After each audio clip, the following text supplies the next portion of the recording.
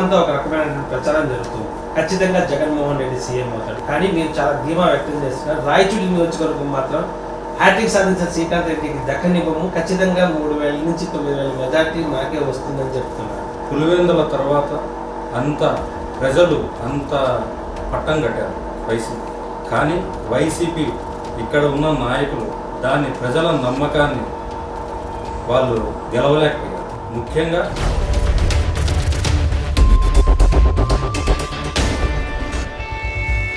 ఖచ్చితంగా Telugu Desam party MP MLA స్థానం విజయం సాధించింది. గత చరిత్రలో చూసుకుంటే రాయచూట్లో ముస్లిమ్స్ పెత్తనం ఎక్కువగా ఉండేది. రౌడీజానికి కేర్ ఆఫ్గా రాయచూట్ ఉండేది. గతంలో చేసినటువంటి ముస్లిం నేతల యొక్క అండదండలు అయితేనేమి, ఇక్కడ ఉన్నటువంటి అడ్జస్ట్మెంట్లు అయితే దానికి బీజం మీ నారాయణ కారణం, లేకపోతే ఇతరత్ర ఏదైనా కారణం? ఇది పూర్తిగా నిరాధారమైనది. ముస్లిమ్స్ను పాలకొండారిని ఒక వర్గంలో విడదీసి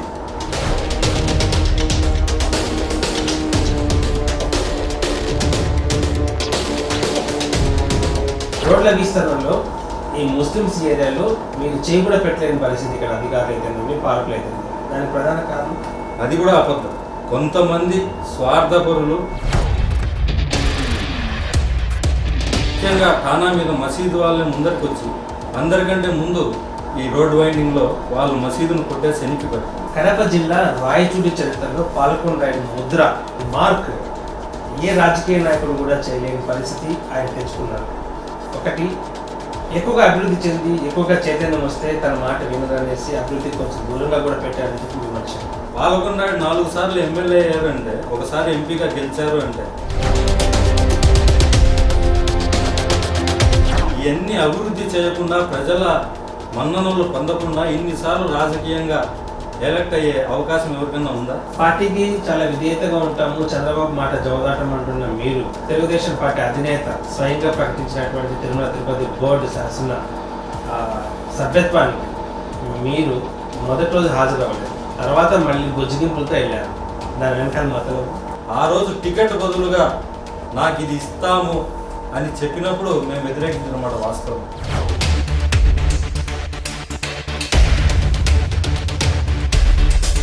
మీ వ్యాపారము విస్తరించకపోతే రాబోయే రాజకీయాల్లో విచ్చలవిడిగా డబ్బులు ఖర్చు చేయాల్సినటువంటి పరిస్థితి వస్తుంది. అప్పుడు ఎలా తట్టుకుంటారు?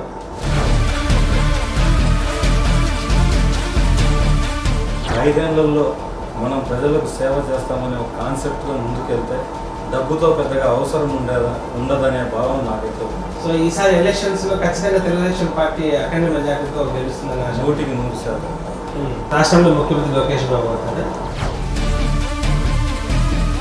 లోకేష్ గారు బాబు ఖచ్చితంగా గొప్ప నాయకుడు కాబట్టి. అంత శక్తియుక్తులు ఉన్నటువంటి జూనియర్ ఎన్టీఆర్ ఎందుకు దూరం పెట్టవచ్చు? ఎవరు దూరం పెట్టారు? చంద్రబాబు. ఎవరు చెప్పారు మీకు?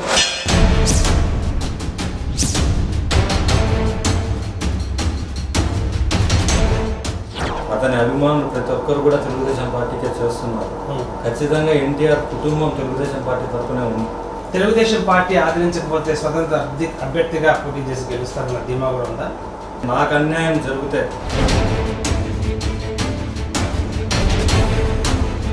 ఖచ్చితంగా పోటీ చేస్తాను. సుఖవాసి ప్రసాద్ బాబు అనే మీరు భారత రాజ్యాంగ నిర్మాణం ద్వారా శాసనసభకు ఎన్నికై ప్రమాణ స్వీకారం చేస్తారన్న నమ్మకం మీకుందా? 100% కారణం ఏమంటే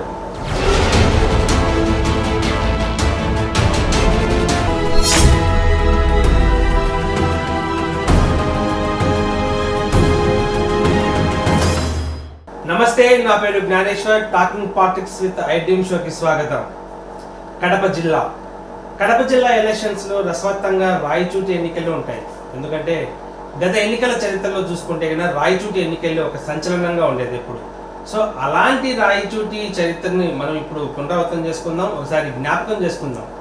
రాయచూటి చరిత్రలో పాల్కొండాయుడికి ఒక విశిష్టమైనటువంటి స్థానం ఉంది.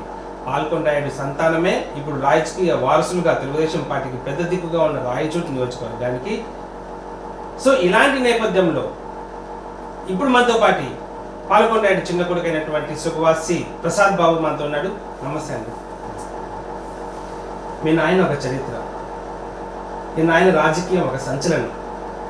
ఆయన రంగప్రవేశం చేసినప్పటి నుంచి ఆయన 4 సార్లు ఎమ్మెల్యేగా, ఒకసారి ఎంపీగా విశిష్టమైన సేవలు చేశారు రాయచూటి నియోజకవర్గానికి. రాయచూటి ప్రజల్లో తనకంటే ఒక ముద్ర వేసుకున్నారు. ఆయన వారసత్వంగా మీరు రాజకీయాల్లో ఉన్నారు. ఆయన రాజకీయాలు మీరు చేయగలుగుతారా? 1975లో మా తండ్రి పాల్కొండాడు గారు రాజకీయ ప్రవేశం చేసినప్పుడు పరిస్థితులు, ప్రస్తుత పరిస్థితులు భిన్నంగా ఉన్నాయి. ప్రస్తుత పరిస్థితుల్లో మేము వెళ్తున్న పరిస్థితి లక్కిరెడ్డిపల్లి నియోజకవర్గం, రాయచోటి నియోజకవర్గం కలవడం వల్ల జరిగిన రాజకీయ పరిణామాల వల్ల ప్రస్తుతం ఈ పరిస్థితిలో ఉంది రాయచోటి నియోజకవర్గంలో. ఆ రోజు 1978లో పాల్కొండాడు రాజకీయ ప్రవేశం చేసినప్పుడు పరిస్థితులు, అప్పుడు ఉన్న జనానికి గల విశ్వాసం, అప్పుడు ప్రజా సమస్యల పట్ల పాల్కొండాడు గారికి ఉన్న కమిట్మెంట్, ఇవన్నీ ఆయన రాజకీయ అభివృద్ధికి బాగా తోడ్పాటు. ఆయన పేరును ఎలాంటి పరిస్థితుల్లో చెడగొట్టకుండా ఇంకా మంచిగా ప్రజలకు సేవ చేసి బడుగు బలహీన వర్గాలను రాయచోటికి అండగా నిలబడాలనే ధ్యేయంతోనే ఎన్ని సమస్యలున్నా ఎలాంటి పరిస్థితులనైనా ఎదుర్కొని రాయచోటి నియోజకవర్గంలో ప్రస్తుతం మేము తెలుగుదేశం పార్టీలో కొనసాగుతున్నాము. కడప జిల్లాలో రాయచోటి నియోజకవర్గం ప్రత్యేక పరిస్థితి రాజకీయంగా. జిల్లాలో ఒక వర్గానికి ఆధిపత్యంగా ఉన్నప్పటి నుంచి కూడా రాయచోట్లో బలిజ సామాజిక వర్గానికి చెందిన పాల్కొండాడు గారు రాజకీయ ప్రవేశం చేసినప్పటి నుంచి కూడా బడుగు బలహీన వర్గాలకే నాయకునిగా వాళ్ళ రాజకీయ అభివృద్ధికి, వాళ్ళ రాజకీయ వాళ్ళ సమస్యల పట్ల వెంటనే రియాక్ట్ అవుతూ రాజకీయాన్ని 38 ఏళ్ళు ఆయన ఏకచక్రాధిపత్యంతో చేశారు. ప్రస్తుత పరిస్థితిలో మీకు తెలియందంగా లక్కిరెడ్డిపల్లి రాయచోటి కలిసిన తర్వాత ఈ రాజకీయ ఎత్తుగడలు, వాళ్ళకున్న రాజకీయంగా వాళ్ళకున్న పలుకుబడి అవన్నీ వాళ్ళకు ఉపయోగపడ్డాయి. మేము కొద్దిగా ఈ లక్కిరెడ్డిపల్లి వాళ్ళు ఇక్కడికి వచ్చిన తర్వాత పార్టీ పట్ల మాకున్న విధేయత, చంద్రబాబు నాయుడు గారి మీద మాకున్న అభిమానం, పార్టీ కార్యకర్తలకు అండగా నిలబడాలనే ఆశతో ఇంకా మేము తెలుగుదేశం పార్టీలో కొనసాగుతూ తెలుగుదేశం పార్టీని కాపాడుతూ రాబోయే కాలంలో తెలుగుదేశం పార్టీని పూర్వం ఎలా ఉన్నిందో తెలుగుదేశం పార్టీకి అలా మేము తీసుకెళ్లాలనే నిశ్చయంతో ఉన్నాం. చూసుకుంటే చంద్రబాబు నాయుడుకి ఎంత సుదీర్ఘమైనటువంటి రాజకీయ అనుభవం ఉంది, దరిదాపుగా పాల్కొండాయుడికి కూడా అంతే అనుభవం ఉంది. అంతే సుదీర్ఘమైనటువంటి రాజకీయ ప్రయాణం చేసినటువంటి ఘనత సుభాష్. 2004, 2009 ఆయన టర్మ్ అయిపోయిన తర్వాత అలా కొరాగా మీకు రాజకీయ ప్రాధాన్యత ఇవ్వడం వెనక అసలైన కారణమే తగ్గింది మీకు ప్రాధాన్యత ఎందుకు? 2009లో వర్గాల పునర్విభజన తర్వాత లక్కిరెడ్డిపల్లి రాయచోటిలో అయిన తర్వాత పాల్కొండాయుడు గారికి రాయచోటి శాసనసభ టికెట్, రాజగోపాల్ రెడ్డి కుమార్ రమేష్ రెడ్డి గారికి రాజంపేట పార్లమెంట్ ఇచ్చారు. అప్పుడు కొన్ని రాజకీయ సమస్యలు జరిగాయి, కొన్ని ఎక్కడెక్కడ క్రాస్ ఓటింగ్స్ ఇవి అవి కొన్ని సమస్యలు వచ్చాయి. 2009లో రాజశేఖర్ రెడ్డి ముఖ్యమంత్రి అయినప్పుడు పార్టీకి ప్రభుత్వ వ్యతిరేకత ఓటు వల్ల ఆ రోజు తెలుగుదేశం పార్టీ అధికారాన్ని కోల్పోయింది. ఆ పరిస్థితుల్లో రాయచోటి నియోజకవర్గంలో 14,000 ఓట్లతో 16,000 ఓట్లతో తెలుగుదేశం పార్టీ ఓడిపోయింది. తర్వాత 2012లో ఉప ఎన్నిక వచ్చింది. శ్రీకాంత్ రెడ్డి శాసనసభ్యులు శ్రీకాంత్ రెడ్డి గారు రిజైన్ చేసిన తర్వాత మళ్ళీ ఉప ఎన్నిక వచ్చింది. 2012లో మా సోదరుడు బాలసుబ్రహ్మణ్యం గారికి తెలుగుదేశం పార్టీ టికెట్ ఇచ్చింది, మేము ఫైట్ చేశాం. అయితే రాజశేఖర రెడ్డి మరణం, జగన్ జైల్లో ఉండడం, రాజశేఖర రెడ్డి గారి భార్య విజయలక్ష్మి గారి ప్రచారం రాయచోటిలోనే స్టార్ట్ చేయడం, ఇవన్నీ కలిసినా కూడా రాయచోటి నియోజకవర్గంలో దగ్గర 36,000 ఓట్లు తెలుగుదేశం పార్టీకి లభించాయి.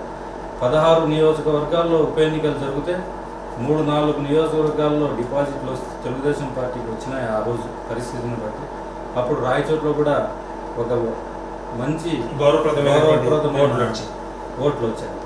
అయితే ఆ 2012 నుంచి 2014 గ్యాప్లో మళ్ళీ కాంగ్రెస్లో ఉన్న రమేష్ రెడ్డి గారు టీడీపీలోకి రావడం, రాజకీయ పరిస్థితులు మారడం, ఇక్కడ రెడ్డి సామాజిక వర్గం నుంచి పోటీ చేస్తే బాగుంటుందని చంద్రబాబు నాయుడు గారు భావించడం, ఇవన్నీ వాళ్ళకి కలిసి వచ్చాయి.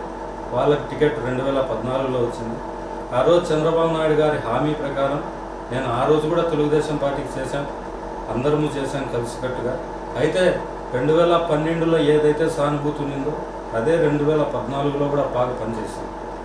అయితే రమేష్ రెడ్డి వాళ్ళు కాంగ్రెస్ నుంచి తెలుగుదేశంలో చేరడం వల్ల 35,000 ఓట్లు తెలుగుదేశం 56,000 ఓట్లు అయ్యాయి. వైసీపీకి 91,000 ఓట్లు వచ్చినాయి 2012లో. అది 2014కు 96,000 ఓట్లు అయ్యాయి. ఏం తగ్గలేదు. అందుకు మేము ఒక పద్ధతి ప్రకారం ప్లాన్గా 2014 నుంచి 2019 వరకు చంద్రబాబు నాయుడు గారు ముఖ్యమంత్రిగా ఉన్న టైంలో చంద్రబాబు నాయుడు గారు ప్రవేశపెట్టిన సంక్షేమ పథకాలు మేము వర్గాలుగా ఉన్నా కూడా పార్టీ వరకు ఐకమత్యంగానే ఉన్నాం. ఏ కార్యక్రమమైనా ప్రజల్లోకి తీసుకుపోయాం, ప్రజల సమస్యలు మేము సొంతంగా పరిష్కరించాం. నాకు తెలిసి శాసనసభ్యులు పార్లమెంటు సభ్యుల కంటే ఎక్కువగా ప్రజల్లో తిరిగాం. అయితే వర్గాలుగానే తిరిగాం. రమేష్ రెడ్డి సపరేట్గా తిరిగాడు, నేను సపరేట్గా తిరిగాను. అయితే మేమందరం పార్టీ కోసమే పనిచేస్తాం. మాకు వ్యక్తిగతంగా కొన్ని రాజకీయ విభేదాలు ఉన్నా మేమైతే ప్రజల సమస్యల పట్ల ఏ రోజు వెనకడుగు వేయలేదు. తెలుగుదేశం పార్టీ అప్పచెప్పిన బాధ్యతను ఏ రోజు మేము మరవలేదు. అలాగే కంటిన్యూ చేశాం. 2019లో నేను కూడా టికెట్ ఆశించాను, చాలా ఫైట్ చేశాను. అయితే చంద్రబాబు నాయుడు గారు పర్సనల్గా నాకు ఈసారి 2024లో ఖచ్చితంగా టికెట్ ఇస్తాననే హామీ, 2019 నుంచి 2024 వరకు మన ప్రభుత్వమే వస్తుంది, మీరు ఇంకా బాగా డెవలప్ చేయండి పార్టీని, ఖచ్చితంగా మనం రాబోయే కాలంలో రాయచోటిని తెలుగుదేశం పార్టీకి పెట్టని కూడా చేయగలుగుతాం. రాయచోటి బాగా వెనుకబడిన, కడప జిల్లాలో వెనుకబడిన నియోజకవర్గం, అక్కడ డెవలప్మెంట్ చాలా బాగా చేస్తాను, మీరు కలిసి పనిచేయండి అనే హామీ ఇచ్చిన నేపథ్యంలో మేము మళ్ళీ కలిసికట్టుగా పనిచేస్తాం. ఎప్పుడైతే 2012, 2014 ఎన్నికల్లో మేమే ఓట్లయితే మిస్ అయ్యాము, ఏ ఓట్లయితే తెలుగుదేశం పార్టీకి దూరం అయ్యాయో ఆ ఓట్లను మళ్ళీ మేము తెలుగుదేశం పార్టీకి తెచ్చే దాంట్లో విజయం సాధించాలని మేము అనుకుంటున్నాం.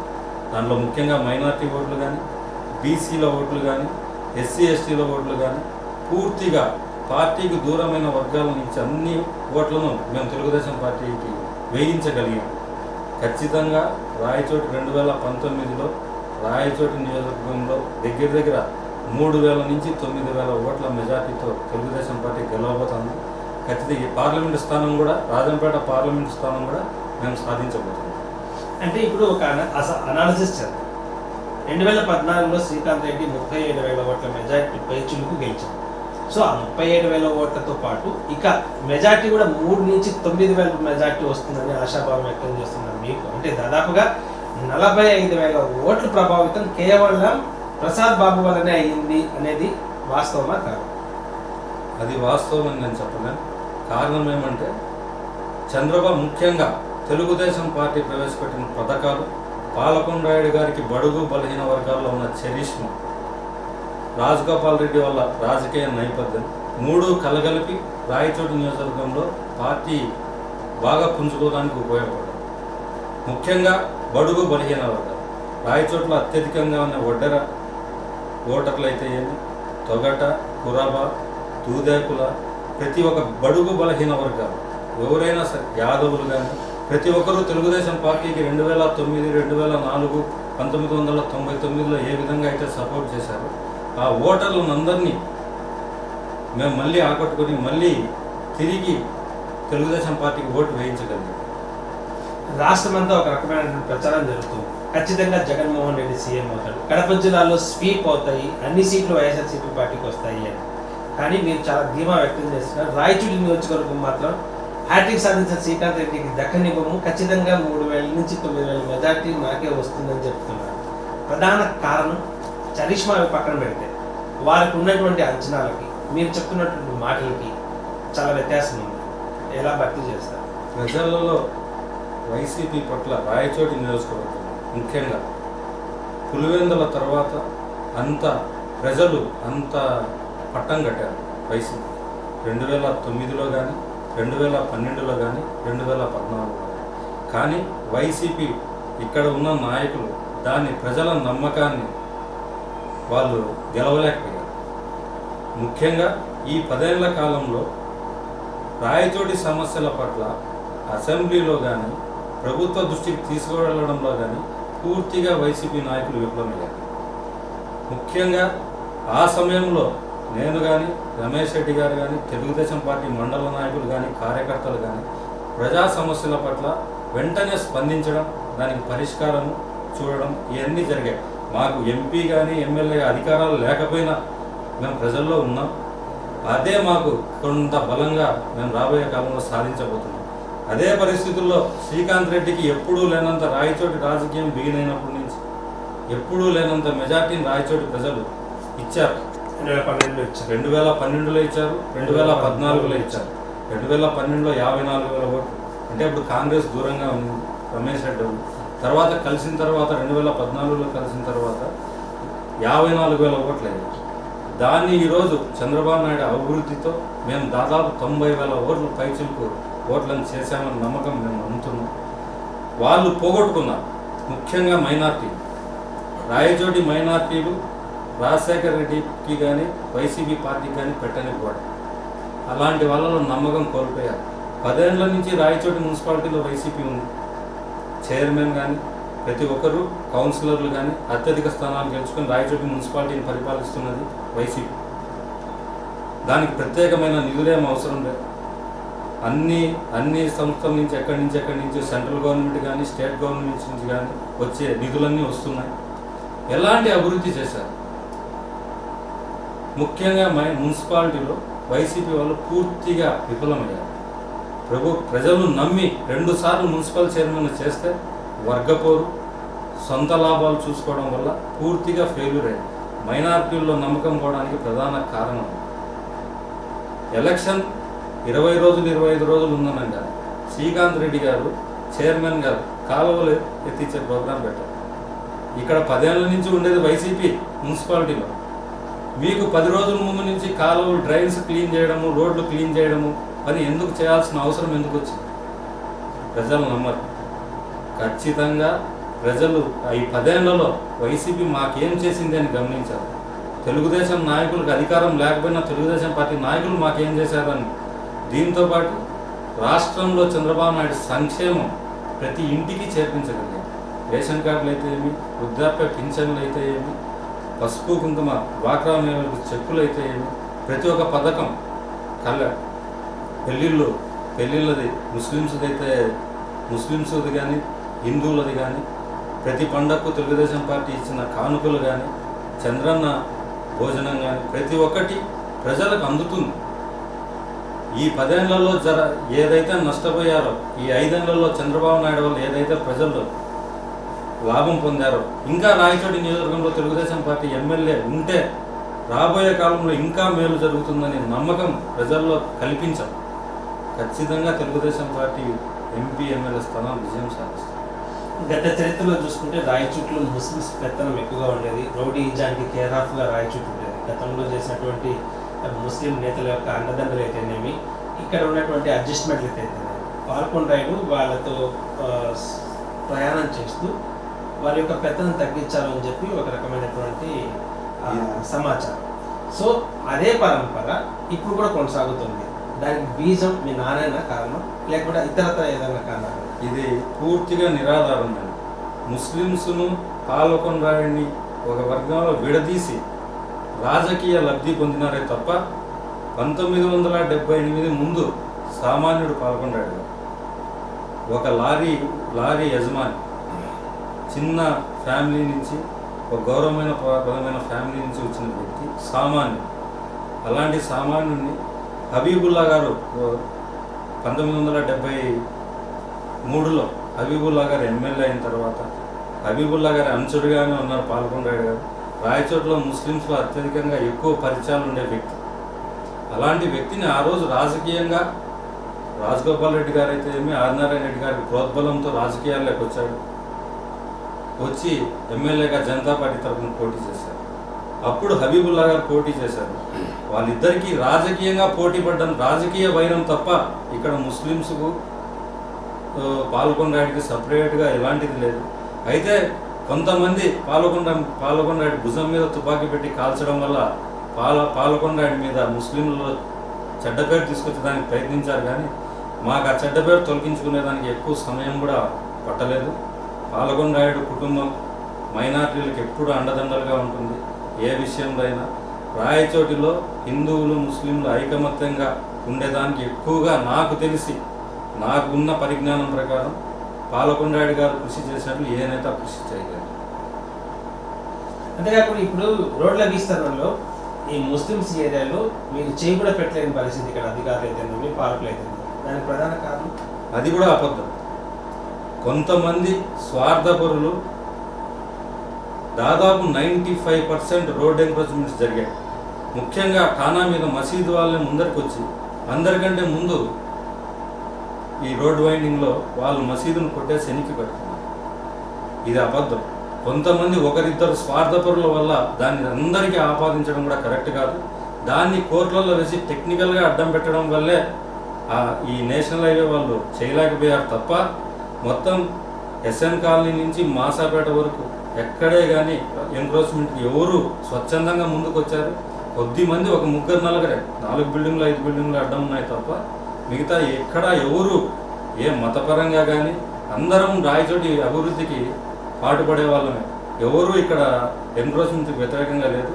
స్వార్థంగా కొంతమంది ఆలోచించే వాళ్ళు హైకోర్టుకు పోయి స్టేలు తీసుకొని రావడం వల్లే జాప్యం లేదు. ఇప్పటికి కూడా ఎక్కడ వేసిన గొంగలు అక్కడే ఉందంటున్నారు. ఉంది కానీ లాస్ట్ మినిట్లో కాంట్రాక్టర్ ఇంకా ఈ కోర్టుల వల్ల జాప్యం జరుగుతుంటే వర్క్ వదిలేసి వెళ్ళాడు. దాన్ని నేషనల్ వాళ్ళు కోర్టులో ట్రై చేస్తున్నారు. కొంతమంది ప్రైవేట్గా మాట్లాడారు, రాజకీయ నాయకులు మాట్లాడారు. ఖచ్చితంగా అది కూడా తొందరలో క్లోజ్ చేసి రోడ్డు ఖచ్చితంగా సౌకర్యవంతంగా తయారు చేస్తారు. కడప జిల్లా రాయచూటి చరిత్రలో పాలకొండాయుడు ముద్ర అతని మార్క్ ఏ రాజకీయ నాయకుడు కూడా చేయలేని పరిస్థితి ఆయన తెచ్చుకున్నారు. ఒకటి, ఎక్కువగా అభివృద్ధి చెంది ఎక్కువగా చైతన్యం వస్తే తన మాట వినదనేసి అభివృద్ధికి కొంచెం దూరంగా కూడా పెట్టారని చెప్పి విమర్శ.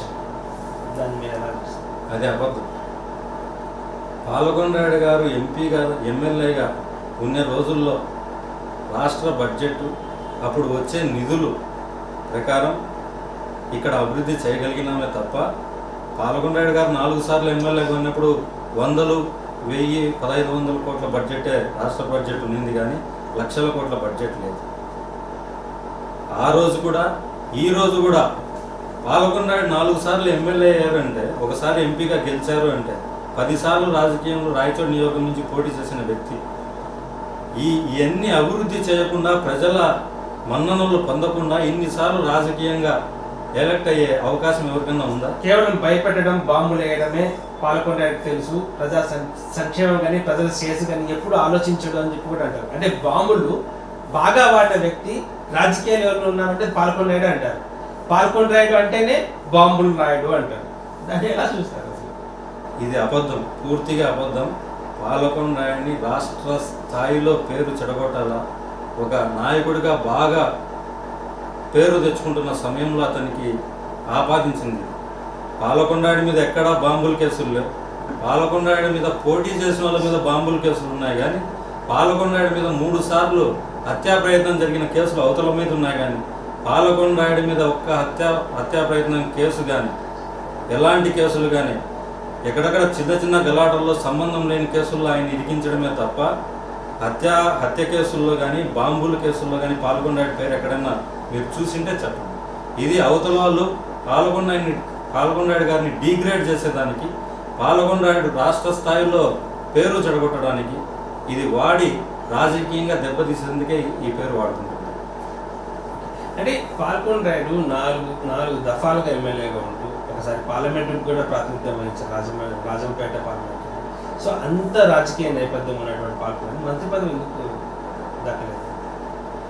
దీంట్లో ఒక్క విషయం ఏంటంటే పాలకొండాయుడు పూర్తిగా రాయచోటికి పరిమితం అయిపోవడం. అంటే చైతన్యం లేకపోవడమా? కాదు. ఇక్కడ ప్రజలు పూర్తిగా బడుగు బలహీన వర్గాలు ఎక్కువగా ఉండి రాజకీయంగా పూర్తిగా వెనుకబడిన వారు. రాయచోట్లోనే ఆయన నివాసం ఉండి ఆయన ఏ రోజు రాజకీయంలోకి వచ్చి భారీ స్థాయిలో ఎదగాలనే ఆలోచన లేని వ్యక్తి. ఒక సామాన్యుడిగా రాజకీయాలకు వచ్చారు. రాయచోట్లో సామాన్యుడిగానే ఉన్నాడు. అయితే ప్రజలకు అండగా ఉన్నాడు. ఆ అలవాటు ప్రజలకు బాగా ఈ రోజుకి కూడా పాల్గొండాడు గారికి ఏ పల్లె నుంచి గ్రామ స్థాయి నాయకుడిని కూడా పాల్గొండాడు దగ్గరికి తీసుకురావాల్సిన అవసరం లేదు. ఏదైనా సమస్య వస్తే ప్రజలే డైరెక్ట్గా ఆయన దగ్గరికి వచ్చి పనులు చేయించుకునే వారి స్థాయి. రాయచోటికి ఎక్కువ పరిమితం కావడం వల్ల ఒక్కసారి ఎన్టీఆర్ ప్రభుత్వంలో 1994లో ఎన్టీఆర్ గారు ముఖ్యమంత్రి అయ్యారు. రఘురామరెడ్డి గారిది, పాల్గొండరెడ్డి గారిది మినిస్ట్రీ లిస్టులో నేమ్స్ టీవీలలో స్క్రోలింగ్ పోతాను. అయితే 1400 ఓట్లతో ఓటమి చెందడం వల్ల అప్పుడు మంత్రి పదవి మిస్ అయింది. రఘురామరెడ్డి 6 ఓట్లతో ఓడిపోయాడు. పాల్గొండరెడ్డి గారు 1400 ఓట్లతో ఓడిపోవడం వల్ల రాయచోటి నియోజకవర్గానికి మంత్రి పదవి కోల్పోయినాం తప్ప పాల్గొండరెడ్డి ఏ రోజు అతని ప్రయత్నంలో లోటు చేయలేదు. అయితే ఎక్కువ ప్రజల్లో ఉండడం వల్ల, రాయచోటి నియోజకవర్గ ప్రజల్లో ఉండడం వల్లే కొద్దిగా వెనకబడ్డాడు. 99వ సంవత్సరంలో బ్రహ్మయ్యకి ఇచ్చారు కడప జిల్లా నుంచి. మీ నాన్న పేరు కూడా ప్రముఖంగా వినిపించింది. అప్పుడు ఎందుకు వెళ్ళారు? ఎన్టీఆర్ గారు 94లో అయిపోయిన తర్వాత 99లో బ్రహ్మయ్య గారికి మంత్రి పదవి వచ్చింది. రామసుబ్బారెడ్డి గారికి, బ్రహ్మయ్య గారికి. దాన్ని అలాగే కంటిన్యూ చేశారు. నాన్న కూడా ప్రత్యేకంగా ఏమీ ట్రై చేయలేదు మంత్రి పదవి కోసం. ఎప్పుడైనా సరే టికెట్ కోసం కూడా హైదరాబాద్ వెళ్ళేవాడు కాదు. ఏ పదవి కోసం లాబియింగ్ చేసే వ్యక్తి కాదు. తనంతట తాను ఎన్టీఆర్ కూడా పార్లమెంటు స్థానానికి, రాజంపేట పార్లమెంటు స్థానానికి పిలిచి టికెట్ ఇచ్చిన వ్యక్తే కానీ పోయి నాకు రాజంపేట పార్లమెంట్ టికెట్ కావాలని అడిగిన వ్యక్తి కూడా కాదు. ఆ రోజు కూడా ఎన్టీ రామారావు గారు టికెట్ ఇచ్చి 600 రూపాయల ఖర్చుతో ఎంపీ అయిన వ్యక్తి.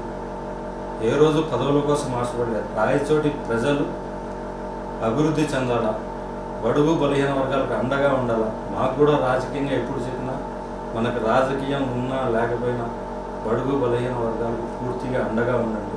మన దగ్గరికి ఎవరైనా సహాయం చేస్తే ఖచ్చితంగా మన చేతనంత సహాయం చేయండి తప్ప ఎవరికి ఎలాంటి చెడు చేయొద్దని అని చెప్పిన వ్యక్తి తప్ప వేరే ఆలోచన లేదు. రాజకీయంగా ఆయన లబ్ధి పొందాలనుకుంటే ఆయన పేరును ఏరే రాజకీయ నాయకుడు ఎవరికైనా ఉంటే ఎంత ఉపయోగించుకునే వాళ్ళో రాయచోటి ప్రజలకు తెలుసు.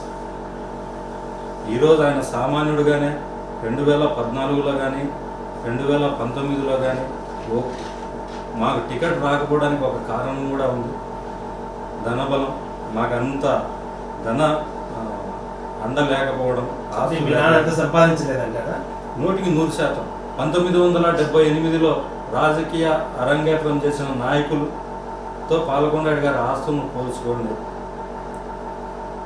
పాల్గొండరెడ్డి ఆస్తి కూడా ఎప్పుడు పెరిగిందంటే, ఎప్పుడు సంపాదించాలంటే అతను ఓడిపోయిన టైంలో వ్యాపారాలు చేసి సంపాదించుకున్న డబ్బు తప్ప ఆయన ఎమ్మెల్యేగా ఉన్నప్పుడు ఎప్పుడు ₹1. ఆఖరికి ఆయనకి ఇచ్చిన ఎమ్మెల్యే ల్యాండ్ కూడా హైదరాబాద్లో ఒక ఎలక్షన్కి అమ్ముకున్న వ్యక్తి. ఈరోజు మా దగ్గర ఏమీ లేకపోయినా ఇన్ని వేల మంది ఈరోజు మేము 10 ఏళ్ళు అవుతుంది రాజకీయాల్లో పోటీ చేయకుండా. 2012లో అయిపోయింది. ఇప్పుడు 2019 9 ఏళ్ళ నుంచి మేము పోటీ చేయలేదు. లేము. కానీ ప్రజల ఇంతగా మమ్మల్ని అభిమానించి మేము చెప్తుంటే తెలుగుదేశం పార్టీకి కానీ అందరికీ మద్దతు తెలుపుతున్నారంటే ఆయన చేసిన సేవ తప్ప వేరేది ఏమీ కాదు. కానీ సుఖవాసి పాల్గొనరాయుడు ఏమీ సంపాదించలేదని మీరు చెప్తున్నారు. బట్ ఒక ప్రచారం జరుగుతుంది, శ్మశానాన్ని సైతం కబ్జా చేసి ఇల్లు కట్టేశారు, పెద్ద పెద్ద బిల్డింగ్లు, దాంట్లోనే నివాసం ఉంటున్నాడు, ఆయన శివునితో సమానం అంటున్నారు. దాన్ని ఎలా చూస్తారు? రాజశేఖర రెడ్డి గారు ముఖ్యమంత్రి అయిన తర్వాత 10 ఏళ్ళు అధికారంలో ఉంది కదా, ఎక్కడ పాల్గొనరాయుడు గారు ఆక్రమించింటే మీరు వచ్చి మళ్ళా ప్రభుత్వానికి ఇవ్వకూడదా? శ్రీకాంత్ రెడ్డి కూడా ఉద్యమం చేసి ఉండొచ్చు. ఎవరైనా సరే నేను చెప్పేది, ప్రభుత్వ స్థలాలు కానీ శ్మశానాలు కానీ ఆక్యుపై చేసుకోవాల్సిన అవసరం మాకు లేదు. మేము వ్యాపారం చేశాం తప్ప ఎప్పుడు ప్రజల ఆస్తులు దోచుకోవాలా? అలా దోచుకుంటూ ఉంటే ప్రజలు ఇన్ని రోజులు రాజకీయంగా మమ్మల్ని ఉండించింది. నిజాయితీగా వ్యాపారం చేస్తాం, నిజాయితీగా ఆ డబ్బులతో బతుకుతున్నాం. మేము ఒక కాంట్రాక్టర్లం కాదు, మా పేరు మీద సింగిల్ కాంట్రాక్టర్ ఎక్కడా లేదు. ప్రభుత్వ వర్కులు ఏవి మేము చెయ్యం, మా వ్యాపారాలు మేము చేసుకుంటాం. దానివల్లే మేము రాజకీయంగా వెనుకబడ్డాం కూడా. అంటే దూరదృష్టి లేకపోవడం. అంతే, దూరదృష్టి కాదు, డబ్బు మీద వ్యామోహం లేకపోవడం. ఎంతసేపు ప్రజల్లో ఉండడం, ఇక్కడ సమస్యలు చూడడమే తప్ప వ్యాపారాలు కాంట్రాక్టులు దీని మీద మాకు నాన్నకు అంత దృష్టి లేకపోవడం. నేను కూడా 2014 వరకు ఏ రోజు హైదరాబాద్ పోయి టికెట్ల కోసం లాబింగ్ చేయలేదు. నాకు పరిచయాలు కూడా లేవు. 2014లో నేను టికెట్ కోసం ప్రయత్నం చేసినప్పుడు నాకు రాజకీయంగా తెలిసిన విషయం ఏంటంటే మనం ఊర్లోనే కాదు పార్టీలో కూడా బాగా బలంగా ఉండాలని అర్థం. ఈ రోజుల్లో ఎమ్మెల్యే బామర్ది, ఎమ్మెల్యే వాళ్ళ అక్క కొడుకో లేదా ఎమ్మెల్యే వాళ్ళ అన్న కొడుకో పైరవీలు చేస్తూ కోర్టులు గడిస్తున్నారు. ప్రసాద్ బాబు మీరు చూడడానికే చాలా సెన్సిటివ్గా, స్మార్ట్గా, ఒక సినిమా స్టార్ లాగా ఉన్నారు. మీకు ఈ రాజకీయాలు చేయగలుగుతారా? మిమ్మల్ని చూస్తుంటే, మీ నేచర్ చూస్తుంటే, మీ పర్సనాలిటీ చూస్తుంటే ఇట్స్ ఎ సాఫ్ట్, కంప్లీట్లీ ఒక సాఫ్ట్వేర్ కంపెనీకి CEO గాను లేదా ఒక జడ్జి గాను మీ అవుట్లుక్ కంప్లీట్గా అలా ఉంది. రాజకీయాలు సరిపోతారా? రాజకీయాలకు ఉండాల్సిన గుణం ఒకటే, అవతల వ్యక్తి కష్టాన్ని గుర్తించగలిగే గుణం ఉంది. వాళ్ళకు ఏదో ఒక విధంగా సహాయం చేయాలనే మనసులో ఉంటే ఖచ్చితంగా అతను రాజకీయ నాయకుడిగా సక్సెస్ అవుతాడు. నేను 1994లో ఒక బూత్లో ఏజెంట్గా కూర్చున్నాను. ఆ రోజు నుంచి నా ప్రయాణం, నేను ఈ రోజు నేను ఎమ్మెల్యే టికెట్ కావాలని వచ్చిన వ్యక్తిని కాదు. ఆ రోజు నుంచి కష్టపడుతున్నాను తెలుగుదేశం పార్టీ కార్యకర్తగా. 1994 నుంచి ప్రతి ఒక్క ఇంటికి తిరిగాను, ప్రతి ఒక్క వ్యక్తితో పరిచయం పెంచుకున్నాను. అయితే నాకు ప్రజల సమస్యలు పూర్తిగా పరిష్కరించగలిగే పదవి కానీ స్థాయి కానీ రాలేదు. నాకున్న పరిధులలో నేను ఎప్పుడు వర్క్ చేస్తాను. ఎవరైనా నా దగ్గర 100 రూపాయలు ఉంటే ఎవరన్నా 90 రూపాయలు సహాయం చేయమన్నా చేసే గుణం ఉంది కాబట్టి నేను నిలబడగలిగాను. ఇప్పుడు ఈ 2019లో రౌడీలు అవసరం లేదు, గూండాలు అవసరం లేదు, రిగ్గింగులు చేయాల్సిన అవసరం లేదు, ఎలాంటి అవసరం లేదు. ప్రజల మన్ననలు ఉన్నాయి, ప్రజల అభిమానం ఉంది. ప్రసాద్ అంటే ఒక గుర్తింపు ఉంది. పాలకొండాడి కొడుకుగా మా కుటుంబం ప్రజలకు చేసిన మంచి ఉంది. మేము దీన్నే అండగా పెట్టుకొని ముందుకెళ్తాం. ఖచ్చితంగా నేను రాబోయే కాలంలో రాయచోట్లో ఖచ్చితంగా నేను బలమైన వ్యక్తిగా ఎదుగుతాను. సాఫ్ట్ నేచర్ ఎంతవరకు అంటే మీరు అంటున్నారు అంత స్మార్ట్ పార్టీస్ అయ్యాయి. సో మనకు బలగం కూడా అవసరం లేదు, కేవలము ప్రసన్నం చేసుకుంటే చాలు ప్రజల్లో. ఆ ప్రసన్నం చేసుకోవడానికి ప్రస్తుతం మీకు అవకాశం లేదు కదా, ఎందుకంటే 2019లో ఎమ్మెల్యే రమేష్ అవుతారు. ప్రభుత్వం మీకు ఏం హామీలు ఇచ్చిందో ఏమో కానీ, బట్ మీరు ప్రత్యక్షంగా ప్రజలకు సేవ చేసే అవకాశం అనేది దక్కుతుందని మీరు ఆశాభావం వ్యక్తం చేస్తున్నారు. 100% నమ్ముతున్నాను. తెలుగు రాయచోటి ప్రజలను నమ్ముతాను. రాయచోటి తెలుగుదేశం పార్టీకి, పాలకొండకి అభిమానించే నాయకులను నమ్ముతాను, పార్టీని నమ్ముతాను. పార్టీ నాకు ఇచ్చిన హామీ ఏదో పదవులు ఇచ్చినాను పోయి చేయండి అంటే ఆశపడే వ్యక్తిని కాదు. చంద్రబాబు నాయుడు గారికి నేను పర్సనల్గా కలిసినప్పుడు చెప్పాను, 100% తెలుగుదేశం పార్టీని గెలిపించుకొని వస్తాం రాయచోట్లో అని చెప్పాను. ఖచ్చితంగా ఆ పరిధిలోనే నేను ప్రయాణం చేశాను. ఇంకో విషయం ఏంటంటే, చంద్రబాబు నాయుడు గారు రాబోయే కాలంలో 2024 ఖచ్చితంగా రాయచోటి తెలుగుదేశం పార్టీ టికెట్ నీకు ఇస్తానని హామీ ఇచ్చారు. అలాగే 2019 నుంచి 2024 వరకు తెలుగుదేశం ప్రభుత్వం వస్తే పాత రాయచోటి నియోజకవర్గంలో ఖచ్చితంగా నీ ఆధ్వర్యంలో అభివృద్ధి కార్యక్రమాలు చేపడతాం. ఎమ్మెల్యే రమేష్ కుమార్ రెడ్డి గారికి టికెట్ ఇచ్చేటప్పుడు రమేష్ కుమార్ రెడ్డి గారు కూడా నాకు చెప్పారు, ఇద్దరం కలిసి మాట్లాడారు. ఖచ్చితంగా ఈసారి మేము కలిసే 2019 నుంచి 2024 వరకు రాజకీయంగా ప్రయాణం చేసి రాయచోటిని అభివృద్ధిలో కడప జిల్లాలో ప్రథమ స్థానంలో నిలుపుతామనే నమ్మకం మాకుంది. ఓకే, చెప్పండి. 2019లో తెలుగుదేశం పార్టీ ప్రభుత్వం ఏర్పాటు చేసింది కొత్త రాష్ట్రం. మీరు రాజకీయాలు చేస్తూ రాజకీయ కుటుంబంగానే ఒక వెలుగుతూ ఉన్నారు రాయచోట్లో. కానీ మీ కుటుంబానికి ఇచ్చిన ప్రాధాన్యత రమేష్ కుటుంబానికి ఇచ్చిన ప్రాధాన్యత పోల్చుకుంటే చాలా తక్కువ. ఎందుకంటే ఇక్కడ ఏదైనా ట్రాన్స్ఫర్స్ అవ్వాలన్నా, ఇక్కడ ఏదైనా అభివృద్ధి కార్యక్రమాలకి ఫండ్స్ ఇవ్వాలన్నా, ఇక్కడ ఏదైనా రాజకీయ పెత్తనం చేయాలన్నా కంప్లీట్గా ఆ ఫ్యామిలీకే దక్కింది ఈ 5 సంవత్సరాల పిల్లలు. దాన్ని ఎలా చూస్తారు? పార్టీ ఎలా పరిగణలోకి తీసుకున్నా నాకైతే 2014 నుంచి 19 వరకు రాజకీయంగా అన్యాయం జరిగిన మాట వాస్తవం. ఇదే మాట రాయచోటి నియోజకవర్గంలో జిల్లా తెలుగుదేశం పార్టీ ఇంత ఘన చరిత్ర ఉన్న మీ కుటుంబానికి ఖచ్చితంగా అన్యాయం జరిగింది. నేను ఇప్పుడే కాదు ఇంతకుముందు కూడా చెప్పాను. అయితే అవన్నీ పార్టీ కోసం, పార్టీ మళ్ళీ గెలవడం కోసం అవన్నీ పక్కన పెట్టాను. పార్టీ మీద నమ్మకంతో మళ్ళీ తెలుగుదేశం పార్టీని పాత తెలుగుదేశం పార్టీగా రాయచోటి నియోజకవర్గంలో నిలబెట్టాలని చంద్రబాబు నాయుడు గారికి మాట ఇచ్చారు. నా మాట వరకు నేను కట్టుబడి ఉన్నాను. పార్టీ నాకు మేలు చేస్తుందా కీడు చేస్తుందని నేను ఏ రోజు ఆలోచించలేదు. తెలుగుదేశం పార్టీకి సేవ చేయాలా, తెలుగుదేశం పార్టీని ప్రజల్లో ఒక గొప్ప పార్టీగా చంద్రబాబు నాయుడు తీర్చిదిద్దుతున్నారు, దానికి మద్దతుగా నిలబడాలని నేను అనుకున్నాను, నిలబడ్డాను. ఇక్కడ మీకు అన్యాయం జరిగింది, మిమ్మల్ని నిర్లక్ష్యం చేశారు మీ కుటుంబాన్ని.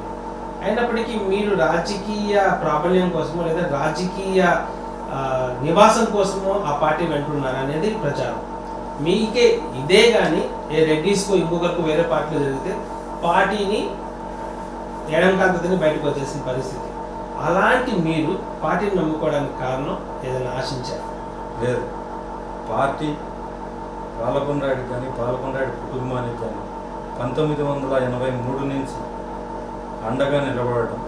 ఎన్టీఆర్ గారు పాలకొండాడి గారు ఏ రోజు టికెట్ కోసం హైదరాబాద్కు పోకుండా ఉన్న ప్రతిసారి అనౌన్స్ చేయడం, ప్రజల్లో పాలకొండాడి గారికి ఉండే మద్దతు, ఇవన్నీ తెలుగుదేశం పార్టీ మాకు ఉండే అనుకూల అంశాలు, పార్టీలో మాకుండే అనుకూల అంశాలు.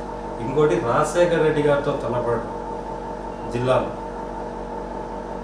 ఎప్పటి నుంచి రాయచోటి నియోజకవర్గంలో ఒక జెడ్పీటీసీ ఎలక్షన్కు రాజశేఖర రెడ్డి గారు జనరల్ ఏజెంట్గా వచ్చారు. మా బ్రదరు సుబ్రహ్మణ్యం గారు జెడ్పీటీసీగా పోటీ చేస్తుంటే అవతల క్యాండిడేట్ కాంగ్రెస్ అభ్యర్థికి రాజశేఖర రెడ్డి గారు జనరల్ ఏజెంట్గా తిరిగారు రాయచోటి. అలాంటి పరిస్థితుల్లో మేము ఎదుర్కొన్నప్పుడు మేము పార్టీ కోసం ఎలా కష్టపడ్డామో పార్టీ కూడా మాకు అండగా నిలబడింది. ఏదో ఒక 2-3 సంవత్సరాలు 5 సంవత్సరాలు అన్యాయం జరిగిందనే బాధ కంటే మాకు పార్టీకి ఉండే కమిట్మెంట్ వల్ల మేము ఖచ్చితంగా తెలుగుదేశం పార్టీలోనే ఉండి తెలుగుదేశం పార్టీలోనే ఉంటాం. ఖచ్చితంగా మేము మా పార్టీ అన్యాయం చేస్తుందని అనుకోలేదు. చంద్రబాబు నాయుడు గారు ఏ రోజు అన్యాయం చేయలేదు. జిల్లా తెలుగుదేశం పార్టీ మాకు అన్యాయం చేసింది.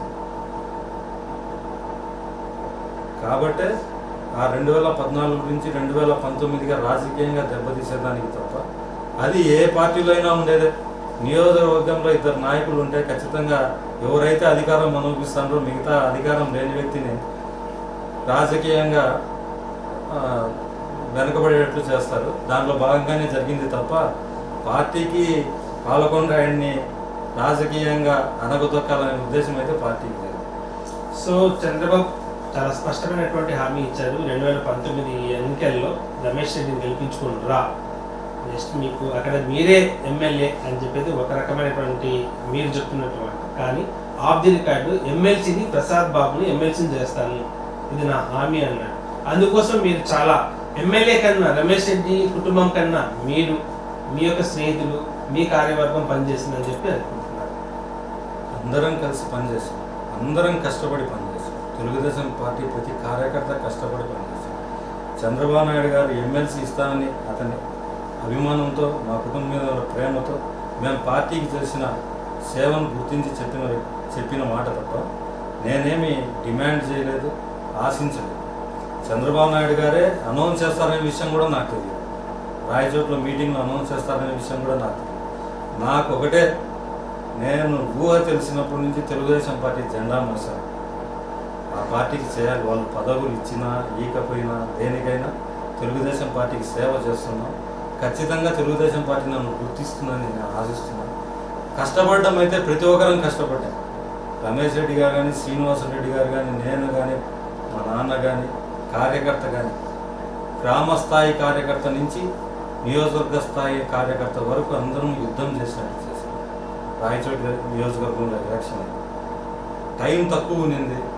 కలిసేదానికి ప్రజలను 2,35,000 మందిని కలిసేంత సమయం కూడా లేదు. 18-20 రోజుల్లో అందరము ఒక షెడ్యూల్ వేసుకొని ఏరియా డివైడ్ చేసుకొని రమేష్ రెడ్డి గారి కుటుంబ సభ్యులు కానీ మేము కానీ అందరం ప్రజలను కలిసి ఓటు అడిగాం. ఖచ్చితంగా సానుకూలంగా వచ్చింది. ఖచ్చితంగా అందరికంటే కష్టపడ్డాం, కానీ ప్రతి ఒక్కరము కష్టపడ్డాం. పార్టీకి చాలా విధేయతగా ఉంటాము, చంద్రబాబు మాట జవదాటం అంటున్న మీరు తెలుగుదేశం పార్టీ అధినేత స్వయంగా ప్రకటించినటువంటి తిరుమల తిరుపతి బోర్డు శాసన సభ్యత్వానికి మీరు మొదటి రోజు హాజరు అవ్వలేదు, తర్వాత మళ్ళీ బొజ్జిగింపులతో వెళ్ళారు. దాని వెనకాల మతలబు ఏమీ లేదు. పార్టీ నన్ను గుర్తించి టీటీడీ బోర్డు మెంబర్ ఇచ్చింది. నేను ఎప్పుడు వేరే కార్పొరేషన్ చైర్మన్ అయితే అడిగాను కానీ 2014 నుంచి 19 మధ్యలో ప్రయత్నాలు చేశాను కానీ ఒక 6 నెలలు ప్రయత్నం చేసి ఇక పని కాదని నేను డ్రాప్ అయిపోయాను. చాలాసార్లు జిల్లా జిల్లా తెలుగుదేశం పార్టీ వాళ్ళకి విన్నవించుకున్నాను, ఏ రోజు ఇవ్వలేదు. నేను ఎప్పుడైతే టికెట్ కోసం ప్రయత్నం స్టార్ట్ చేశానో బాగా కష్టపడి అందరి నాయకులను అడిగి రాయచోట్లో సర్వే రిపోర్ట్లు కానీ ఇంకో రిపోర్ట్లు కానీ మేము ఏదైతే చూశారో తరువాత ఆ రోజు టికెట్ బదులుగా నాకు ఇది ఇస్తాము అని చెప్పినప్పుడు మేము వ్యతిరేకించినమాట వాస్తవం. తిరుమల తిరుపతి దేవస్థానం బోర్డు మెంబర్ అంటే ఆ దేవుడు కరుణించి ఇచ్చినదే మేము భావిస్తాం. దాన్ని మేము వ్యతిరేకించలేదు కానీ రాయచోటి ప్రజలకు నేనేమీ చేయలేనైతే బాధ, ఆ పదవితో ఏమీ చేయలేనైతే బాధతో నేను ఆ మాట అన్నది వాస్తవం. చంద్రబాబు నాయుడు కూడా చెప్పాను కానీ చంద్రబాబు నాయుడు గారు ఒకటే మాట అన్నారు, దేవుని దగ్గర పదవి, దేవునికి సేవ చేసే పదవి వచ్చింది మొదటిసారి, ఖచ్చితంగా నువ్వు తీసుకొని ముందరికి పో. రాయచోటి నియోజకవర్గంలో మీ కుటుంబానికి తగిన స్థాయి కల్పిస్తాం, ఖచ్చితంగా 2024కు మంచి భవిష్యత్తు ఇస్తామని హామీ ఇచ్చారు. అదొక్కటి చాలు. ఈ పదవులు విధువుల గురించి నేను ఆలోచించలేదు.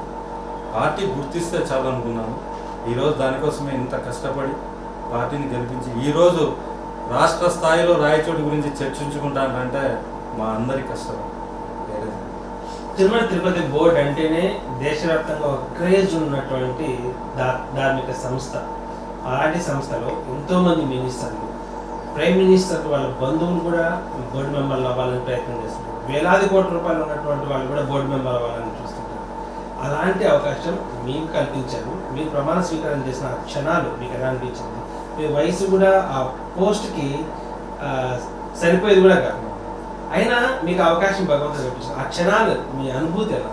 చాలా నిజంగానే నేను అక్కడికి పోయినప్పటి నుంచి నాకు ఎంత అద్భుతంగా అనిపించిందంటే ఏ జన్మలో చేసుకునే పుణ్యమో అనిపించింది.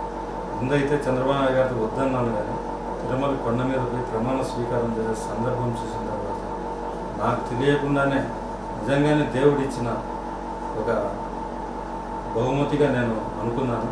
చంద్రబాబు నాయుడు గారి దయ వల్ల నాకు ఆ అవకాశం వచ్చింది. దాన్ని ఎటువంటి దానిలకు వినియోగించకుండా దేవుని సేవ కోసం, భక్తుల సేవ కోసం మటుకే దాన్ని ఉపయోగించి మంచి పేరు తీసుకుని రావాలనే ఉద్దేశం ఉంది. మీరు ప్రమాణ స్వీకారం చేసిన తర్వాత బోర్డు మెంబర్స్ మీటింగ్ జరిగిందా? జరగలేదు. అక్కడ ఏమేమి జరిగింది, ఏంటి స్టడీ చేశారా? అనుభవం చెప్పండి. మీరు బోర్డు మెంబర్ అయ్యారు, నేను వెంటనే మీరు చేసిన తక్షణం మీ యొక్క పని ఏంటి? ఇక్కడ జరిగింది ఏమంటే నాకు ప్రమాణ స్వీకారం చేసిన తర్వాత ఎలక్షన్ కోడ్ వచ్చేదానికి దగ్గర 12 రోజులు 13 రోజులు టైం ఉంది. నాకు అంత సమయము లేదు. రాజకీయంగా రాయచోటులో తిరగాల్సిన అవసరం ఉంది కాబట్టి నేను తక్కువ ఒక ప్రమాణ స్వీకారం చేసిన ఒకసారి, తర్వాత రెండోసారి 2 సార్లు మటుగా కొండ మీదకి వెళ్ళాను. ఖచ్చితంగా ఈ కోడ్ ఇప్పుడు కూడా 23 వరకు కంటిన్యూ చేశారు. అయిపోయిన తర్వాత 28వ తేదీ మీటింగ్ ఉంది. ఖచ్చితంగా భక్తుల సేవ కోసం కానీ స్వామివారి సేవ కోసం నేను నా సమయాన్ని వెచ్చించి ఖచ్చితంగా నా చేతనైనంత సేవ చేయగలను. మీ ప్రభుత్వం ఏర్పడి మీ బోర్డు మెంబర్షిప్ కంటిన్యూ అయితే ఎలాంటి ప్రతిపాదనలు చేస్తారు? ముఖ్యంగా భక్తులకు అసౌకర్యం కలిగే ఏదైనా అక్కడ క్షుణ్ణంగా అధ్యయనం చేసి దాని మీద ప్రతిపాదనలు పెట్టాలనుకుంటున్నాను.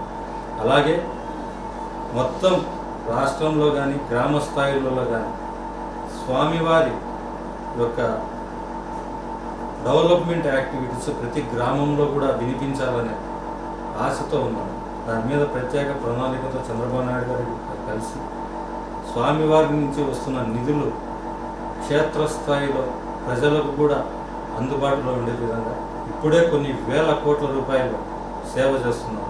అవి కూడా గ్రామ స్థాయిలకు చేరే విధంగా ఒక ప్రణాళిక ఎలాగైతే కళ్యాణ మండపాలు ఇవన్నీ మొత్తం మెయింటైన్ చేస్తున్నారో అలాగే ఆసుపత్రులు, కార్పొరేట్ ఆసుపత్రులు జిల్లా స్థాయిలో టీటీడీ వాళ్ళు ఏర్పాటు చేయాలని ఒక నాకు పర్సనల్గా ఉంది.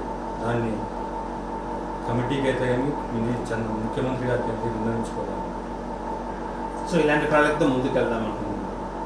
ఓకే, పాల్కొండాయుడికి నిజమైన వారసుడు ప్రసాద్ బాబా సుబ్రహ్మణ్యం? అలా ఏం లేదు. 2012లో 2015 జెడ్పీటీసీ మెంబర్గా ఉన్నాడు మా అన్న. 2012లో శాసనసభ్యునిగా పోటీ చేశాను. నేను పూర్తిగా రాజకీయంగా ఎప్పుడు నేను ఎమ్మెల్యేగా పోటీ చేయాలనే ఉద్దేశము లేదు. నాకు ఎప్పుడు కుటుంబంలో ఎవరినో ఒకరు రాజకీయంగా ఉండాలనే కోరిక అయితే ఉంది.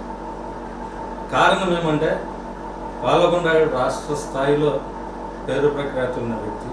అతని వాళ్ళ కొడుకులుగా మేము రాజకీయంగా ఉన్నత స్థానాలకు చేరుకోవాలనే ఆశ అయితే మాకు. 2012లో ఎలక్షన్స్లో మేము భారీ ఓట్లతో ఓడిపోవడం వల్ల కొద్దిగా డిసప్పాయింట్ అయిన వాస్తవం.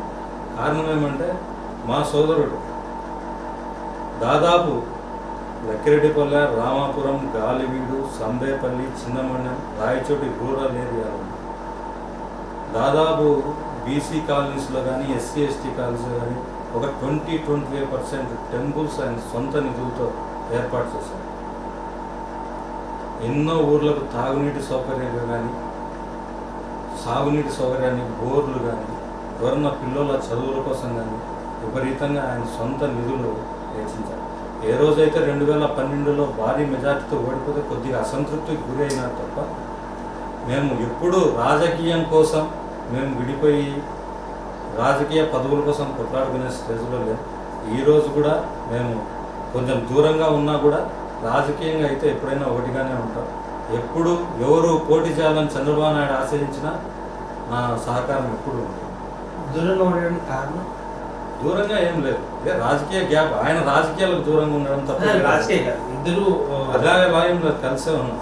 అన్న అక్కడ ఉంటాడు, నేను కానీ ఏదో వ్యత్యాసం ఉంది అని ఏం లేదు, ఏజ్ గ్యాప్ అంతే. అన్నది నాకంటే అప్పుడు ఇవ్వడానికి పెద్దవాడు తప్ప మళ్ళీ అట్లా ఏం లేదు వ్యత్యాసం. అన్నమాట శ్రీరామచంద్రుడి వాక్యం. నేను ఖచ్చితంగా రాజకీయంగా కుటుంబంలో ఎవరు నిలబడినా కూడా నేను 100% వర్క్ చేస్తాను. దాంట్లో ఎలాంటి డౌట్ లేదు. చంద్రబాబు నాయుడు గారికి కూడా నేను చెప్తాను, మా కుటుంబంలో టికెట్ కావాలని అడిగానే తప్ప నాకు పర్సనల్గా టికెట్ కావాలని నేను అడగాను. నాన్నకి ఇచ్చినా కూడా ఓకే అని చెప్పాను. మళ్ళీ కూడా నేనేమి రాజకీయం కోసం కుటుంబాలను దూరం చేసుకునే వ్యక్తిని అయితే కాదు. ప్రసాద్ బాబు బాగా మారాడు. ప్రసాద్ బాబు వ్యవహార శైలిలో చాలా గణనీయమైన మార్పు వచ్చింది అని మీరు ఇప్పుడు మంచితనాన్ని చెప్తున్నారు. గతంలో ఎలా ఉండేవాళ్ళు? ఇలాగే ఉన్నాయి. ఇప్పుడు ప్రసాద్ చాలా మార్పు వచ్చిందంటారు. ఏం మార్పు ఏం లేదు, చూసే విధానంలో మార్పు వచ్చిందచ్చు కానీ నాలో ఎలాంటి మార్పు లేదు. అంటే నేను ఇంటర్వ్యూకి వచ్చే మునుపు దాదాపుగా చాలా మంది ప్రజలతో మాట్లాడడం జరిగింది. ప్రసాద్ బాబు వ్యవహార శైలి పైన చాలా మంది చాలా సంతృప్తికరమైనటువంటి సమాధానాలు చెప్పడం జరిగింది. అంటే గతంలో స్తబ్దతగా ఉన్న ప్రసాద్ బాబు, ఏం పట్టించుకోకుండా ఎవరు వచ్చిన సర్లే మనకెందుకు అనుకునే ప్రసాద్ బాబు పలకరించి సమస్యలు తెచ్చుకుని పరిష్కారానికి ముందుకెళ్తున్నారు. ఈ మార్పు కేవలం రాజకీయంగా బలపడాలనా లేదా మీకు దేవస్థానంలో ప్రమాణ స్వీకారం చేసిన తర్వాత వచ్చినటువంటి మార్పు? అలా ఏం లేదు. నేను దేవస్థానంలో ప్రమాణ స్వీకారం చేసిందంటే 2 months అయింది. నేను 1994 నుంచి ప్రజల్లో ఉన్నాను. ఒకసారి ఎంపీటీసీగా ఏకగ్రీవంగా ఎన్నికయ్యాను. ఒకసారి కౌన్సిలర్గా పోటీ చేసి గెలిచాను. నాన్న ఏమీ డైరెక్ట్గా నన్ను వచ్చి పోటీ చేయడం లేదు. మా అన్న జెడ్పీటీసీగా 2 సార్లు వర్క్ చేశారు. జెడ్పీ వైస్ చైర్మన్గా ఉన్నారు. ప్రతి ఒక్కరం కష్టపడి పైకి వచ్చిన వాళ్ళమే తప్ప నాన్న పేరును అండగా పెట్టుకొని పైకి రావాలనే ఉద్దేశం అయితే లేదు. నాన్న ఏం చెప్తే అది చేశాను, అన్న ఏది చెప్పినా అది చేశాను. ఈరోజు పరిస్థితులను బట్టి ప్రజల చూపు రాను రాబోయే కాలంలో కూడా మనం ఎంతసేపు గెలవాలి రాజకీయంగా అంటే ఒకటే. 1978 నుంచి ఆ రాజకీయాలు వేరు. ఇప్పుడు ప్రజలకు ఒకటే, సర్వీస్ చేయాలి. మన దగ్గరికి వచ్చిన వాళ్ళకి సర్వీస్ చేయాలి. అదొక్కటే అజెండా, ఇంకేదీ లేదు. అందుకనే 24 నాకు ఏమి వ్యాపారాలు కూడా నాన్నే చూసుకుంటాడు. మాకు పెద్ద వ్యాపారాలు కూడా లేవు. 2 థియేటర్లు ఉన్నాయి, లాడ్జ్ ఉంది, స్కూల్ ఒకటి ఉంది, రెంట్కి ఇచ్చాము. అంత తప్ప మాకు ఎక్కడ హైదరాబాదు, బెంగళూరు ఎక్కడ ఆస్తులు లేవు, ఏం లేవు. అవి కూడా నాన్న చూసుకుంటాడు. నేను 24 గంటలు ఇదే ఆఫీస్లో ప్రజలకు అందుబాటులో ఉంటాను తప్ప రియల్ ఎస్టేట్ అక్కడక్కడ రియల్ ఎస్టేట్ స్థలాల వ్యాపారాలు చేస్తుంటారు. వేరేది ఏమీ ఆలోచన. సో అక్రమ వ్యాపారానికి వెళ్ళారు. సో ఇలా మీ వ్యాపారము విస్తరించకపోతే రాబోయే రాజకీయాల్లో విచ్చలవిడిగా డబ్బులు ఖర్చు చేయాల్సినటువంటి పరిస్థితి వస్తుంది. అప్పుడు ఎలా తట్టుకుంటారు? వాస్తవంగా ప్రస్తుత పరిస్థితి అలాగే ఉంది. ప్రతి ఒక్కరు చూసినారు, చెప్పకూడదు కానీ కోట్ల రూపాయల వ్యవహారం అయిపోయింది. ఎలా అంటే దాన్ని తెలుగుదేశం పార్టీ చంద్రబాబు నాయుడు గారు కూడా ఈ విషయం మీద ఆందోళనగా మాట్లాడారు, మేము కూడా మాట్లాడాం. దీనికి ఒకటే పరిష్కారం, ప్రజలకు సేవ చేయడం. మనం 5 ఏళ్ళు కష్టపడకుండా ప్రజలకు పోయి డబ్బు ఇస్తే ఓటేస్తారు అనే మనసులో ఇంక తీసేసి 5 ఏళ్లలో మనం ప్రజలకు సేవ చేస్తామనే ఒక కాన్సెప్ట్గా ముందుకెళ్తే డబ్బుతో పెద్దగా అవసరం ఉండదనే భావం నాకైతే ఉంది. సో కొత్త రాజకీయాలకు నాంది పలుకుతారంట. ఇంకా ఇంకా ఇంకా ఎక్కువ ఖర్చు పెట్టాల్సి ఎక్కడో ఒకసారి దీన్ని ఖచ్చితంగా పులి స్టాప్ పడుతుంది. సో ప్రజల సేవలు ఉంటే డబ్బే ఖర్చు చేయాల్సిన అవసరం లేదంటారు అని రాబోయే కాలంలో అలా ఉంటుందని. లోక్సత్తా పార్టీ ఏమైపోయింది, జనసేన ఏమైపోతుంది, వీళ్ళందరూ డబ్బులు ఖర్చు పెట్టకపోవడం వల్ల వాళ్ళు పెద్దగా సీట్లు రావాలని అంచనాలు వేస్తున్నారు విశ్లేషకులు. సీట్లు రాకపోయినా ఓట్లు అయితే వస్తాయి కదా. కొత్తగా పార్టీలు వచ్చినాయి. Telugu Desam party, YCP party already proved parties, ప్రజల్లో నిలబెట్టుకున్నారు కాబట్టి కొత్త పార్టీలుగా వాళ్ళు వెనకబడినారు తప్ప ఏం తెలుగుదేశం పార్టీ పెట్టినప్పుడు ఏం వేల కోట్ల ఆస్తులు ఉన్నాయి తెలుగుదేశం పార్టీ, ప్రజల అండదండలు ఉన్నాయి. ఈరోజు తెలుగుదేశం పార్టీ ఈ స్థాయికి వచ్చింది. ఎవరైనా వ్యాపారస్తులు పెద్ద పెద్ద వచ్చి పార్టీలో చేరి ఖర్చు పెట్టుకుంటున్నారు తప్ప పార్టీ ఏమి వేల కోట్లు ఏమి ఖర్చు పెట్టడం లేదు. సో మీ ఆలోచన చెప్పండి, జనసేన భవిష్యత్ ఎలా ఉంటుంది? తెలుగుదేశం పార్టీ ఉన్నంత వరకు రాష్ట్రంలో ఇంకే పార్టీతో అవసరం లేదు. మీకు కాదు, జనసేనకి ఎలా ఉంటుంది? నేను చెప్తాను ప్రజలకే. ఓకే, తెలుగుదేశం పార్టీ ప్రజల్లో ఉన్నంత వరకు ఏ పార్టీ అవసరం ప్రజలకు లేదు. సో వైఎస్ఆర్సీపీ పార్టీ కూడా అవసరం లేదు. అవునా? సో ఈసారి ఎలక్షన్స్ లో ఖచ్చితంగా తెలుగుదేశం పార్టీ అఖండ మెజార్టీతో గెలుస్తుందని 100%. ఎలా చెప్తారు? అభివృద్ధి సంక్షేమ పథకాలే. ఎక్కడ 2014లో చంద్రబాబు పైన తీవ్ర అసంతృప్తి ఉందంటున్నారు ఉద్యోగస్తులు అయితేనేమి కొన్ని వర్గాల్లో. అవి కొంతమంది చేస్తున్న ప్రచారం తప్ప ఎక్కడుందని చెప్పండి. 2014లో వైసీపీకి ఉన్న ఓట్ బ్యాంక్ 2019లో ఉందా? ఉందనే కదా వాళ్ళు చెప్తున్నారు. ఆ సానుభూతి కానీ జగన్ మీద ఉన్న అప్పుడే అభిమానం కానీ ఈరోజు ఉందా? తెలుగుదేశం పార్టీకి 2014 కంటే బెటర్గా ఉంది. కారణం ప్రజా సంక్షేమ పథకాలు. ఏ పోలవరంలో అయితే ఏమి, అమరావతి నిర్మాణంలో అయితే ఏమి, గ్రామ స్థాయిలో ప్రభుత్వ పథకాలు ప్రజలకు చేర్చడంలో అయితే ఏమి, ప్రతి ఏ విషయంలో తెలుగుదేశం పార్టీ ఫెయిల్యూర్ అయిందో చెప్పగలిగితే ఎవరన్నా నేను ఒప్పుకుంటాను. ఈరోజు ఏదన్నా ప్రభుత్వ పథకం ప్రజలకు చేరనిది, ఎక్కడికైనా చేరలేదు అనే ఒక్క మాట ఎవరన్నా ప్రభుత్వ వ్యతిరేక ఓటు ఎక్కడన్నా ఉంది అంటే కదా నేను ఓడిపోయినట్లు అంగీకరిస్తాను. ఎక్కడా కానీ ప్రభుత్వ వ్యతిరేక ఓటే లేదు. అవినీతి జరగలేదు తెలుగుదేశం హయాంలో ఈ 5 సంవత్సరాల్లో? నాకు తెలిసి జరగలేదు. ఎక్కడన్నా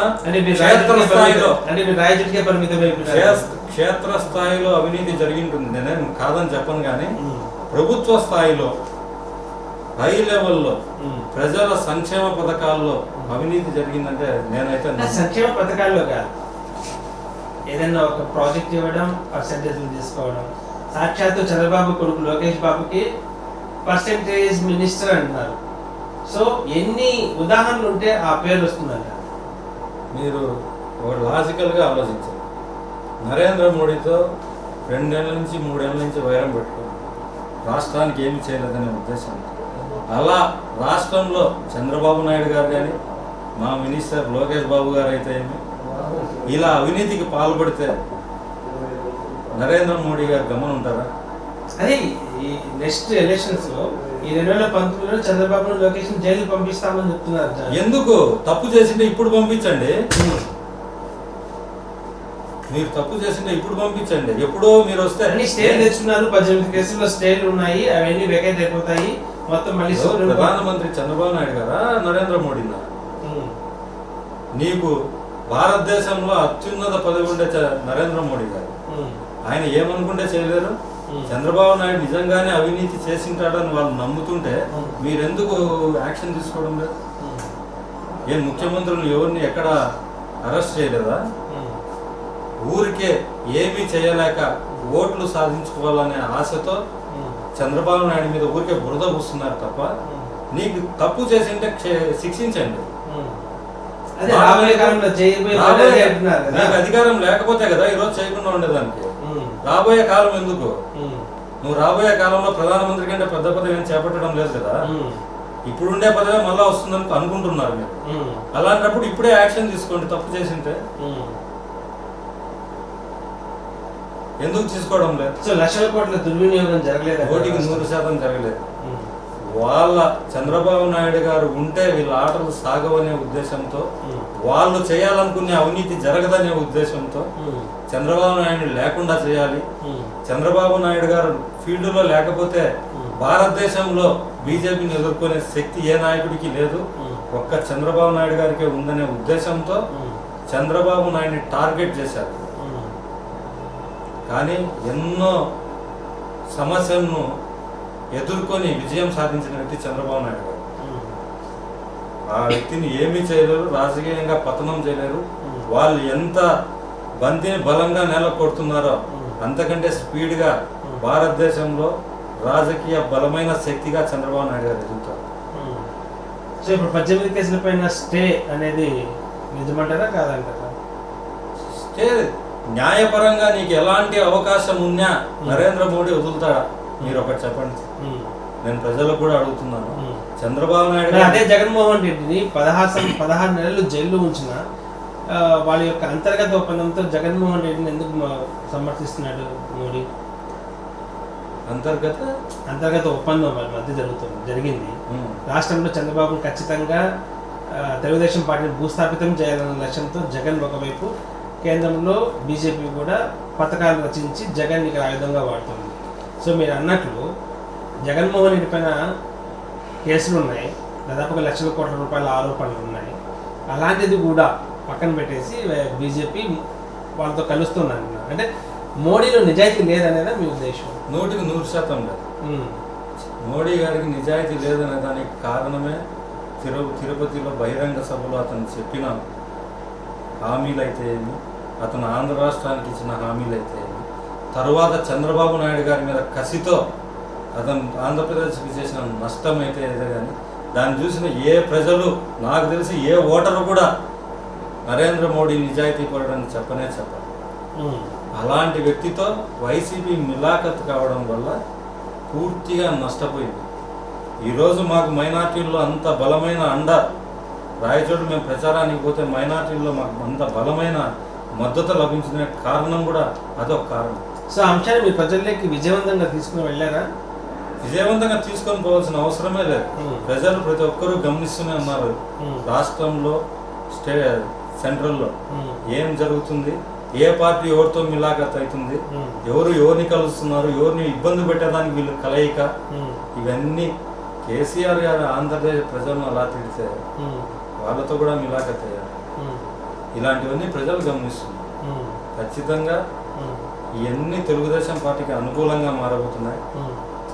చంద్రబాబు నాయుడు మీద ఏ వాళ్ళు దెబ్బ కొట్టడానికి ప్రణాళికలు సిద్ధం చేశారో అవన్నీ వాళ్ళ మీదకి వెళ్తాయి ప్రజల మద్దతుతో. ఖచ్చితంగా రాబోయే కాలంలో తెలుగుదేశం పార్టీ దేశ రాజకీయాల్లో ముఖ్య భూమిని పోషించబోతుంది. ప్రధానమంత్రి అవుతాడు చంద్రబాబు. 100% అయ్యే అర్హత చంద్రబాబు నాయుడు గారికి ఉంది. భారతదేశ ప్రజలకు న్యాయం చేసే శక్తి చంద్రబాబు నాయుడు గారికి ఉంది. రాష్ట్రంలో ముఖ్యమంత్రి లోకేష్ బాబు అవుతాడు. ఇది ప్రజాస్వామ్యమైన పార్టీ. ఖచ్చితంగా ఆయనకు కూడా, లోకేష్ బాబు గారికి కూడా ఆ శక్తి ఉంది.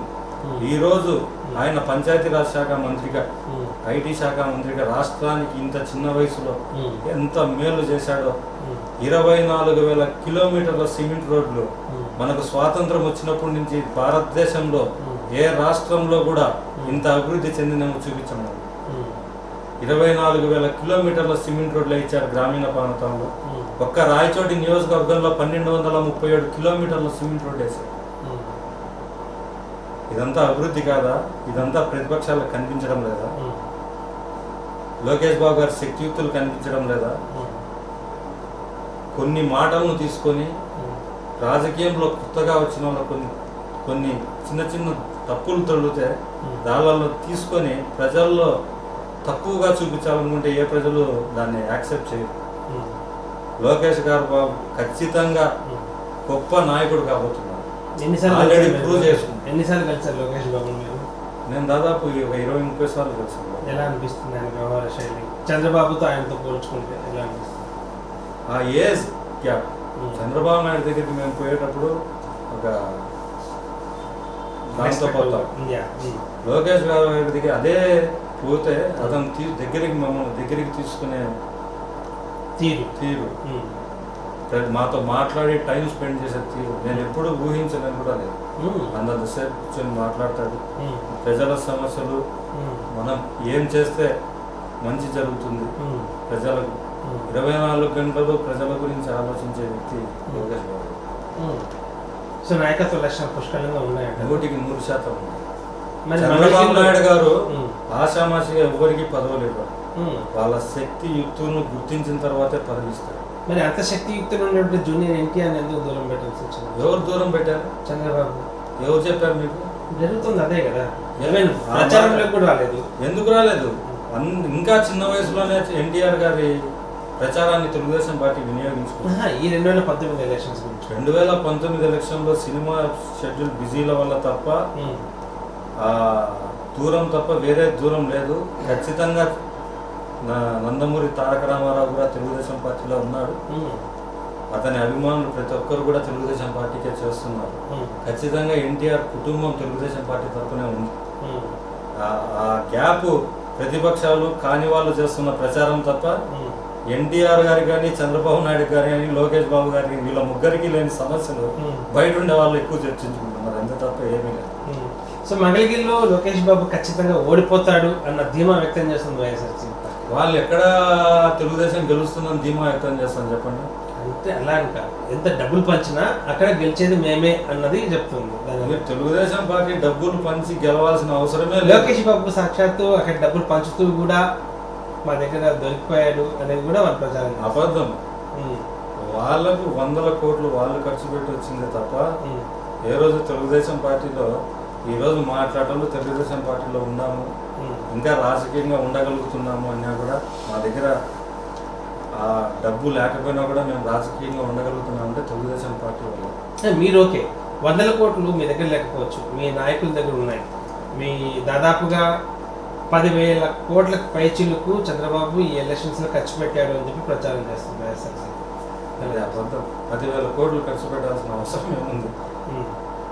ప్రతి ఓటుకు 2,000 రూపాయలు చొప్పున ఇచ్చారు చెప్పండి. ఓటు 2,000 మనం మాట్లాడుకుందాం న్యాచురల్ గా. మరి వైఎస్ఆర్సీపీ ఇచ్చిందా? ప్రతి ఒక్కరూ డబ్బు విచ్చలవిడిగా ఖర్చు పెట్టారు, నేను కాదని చెప్పడం లేదు.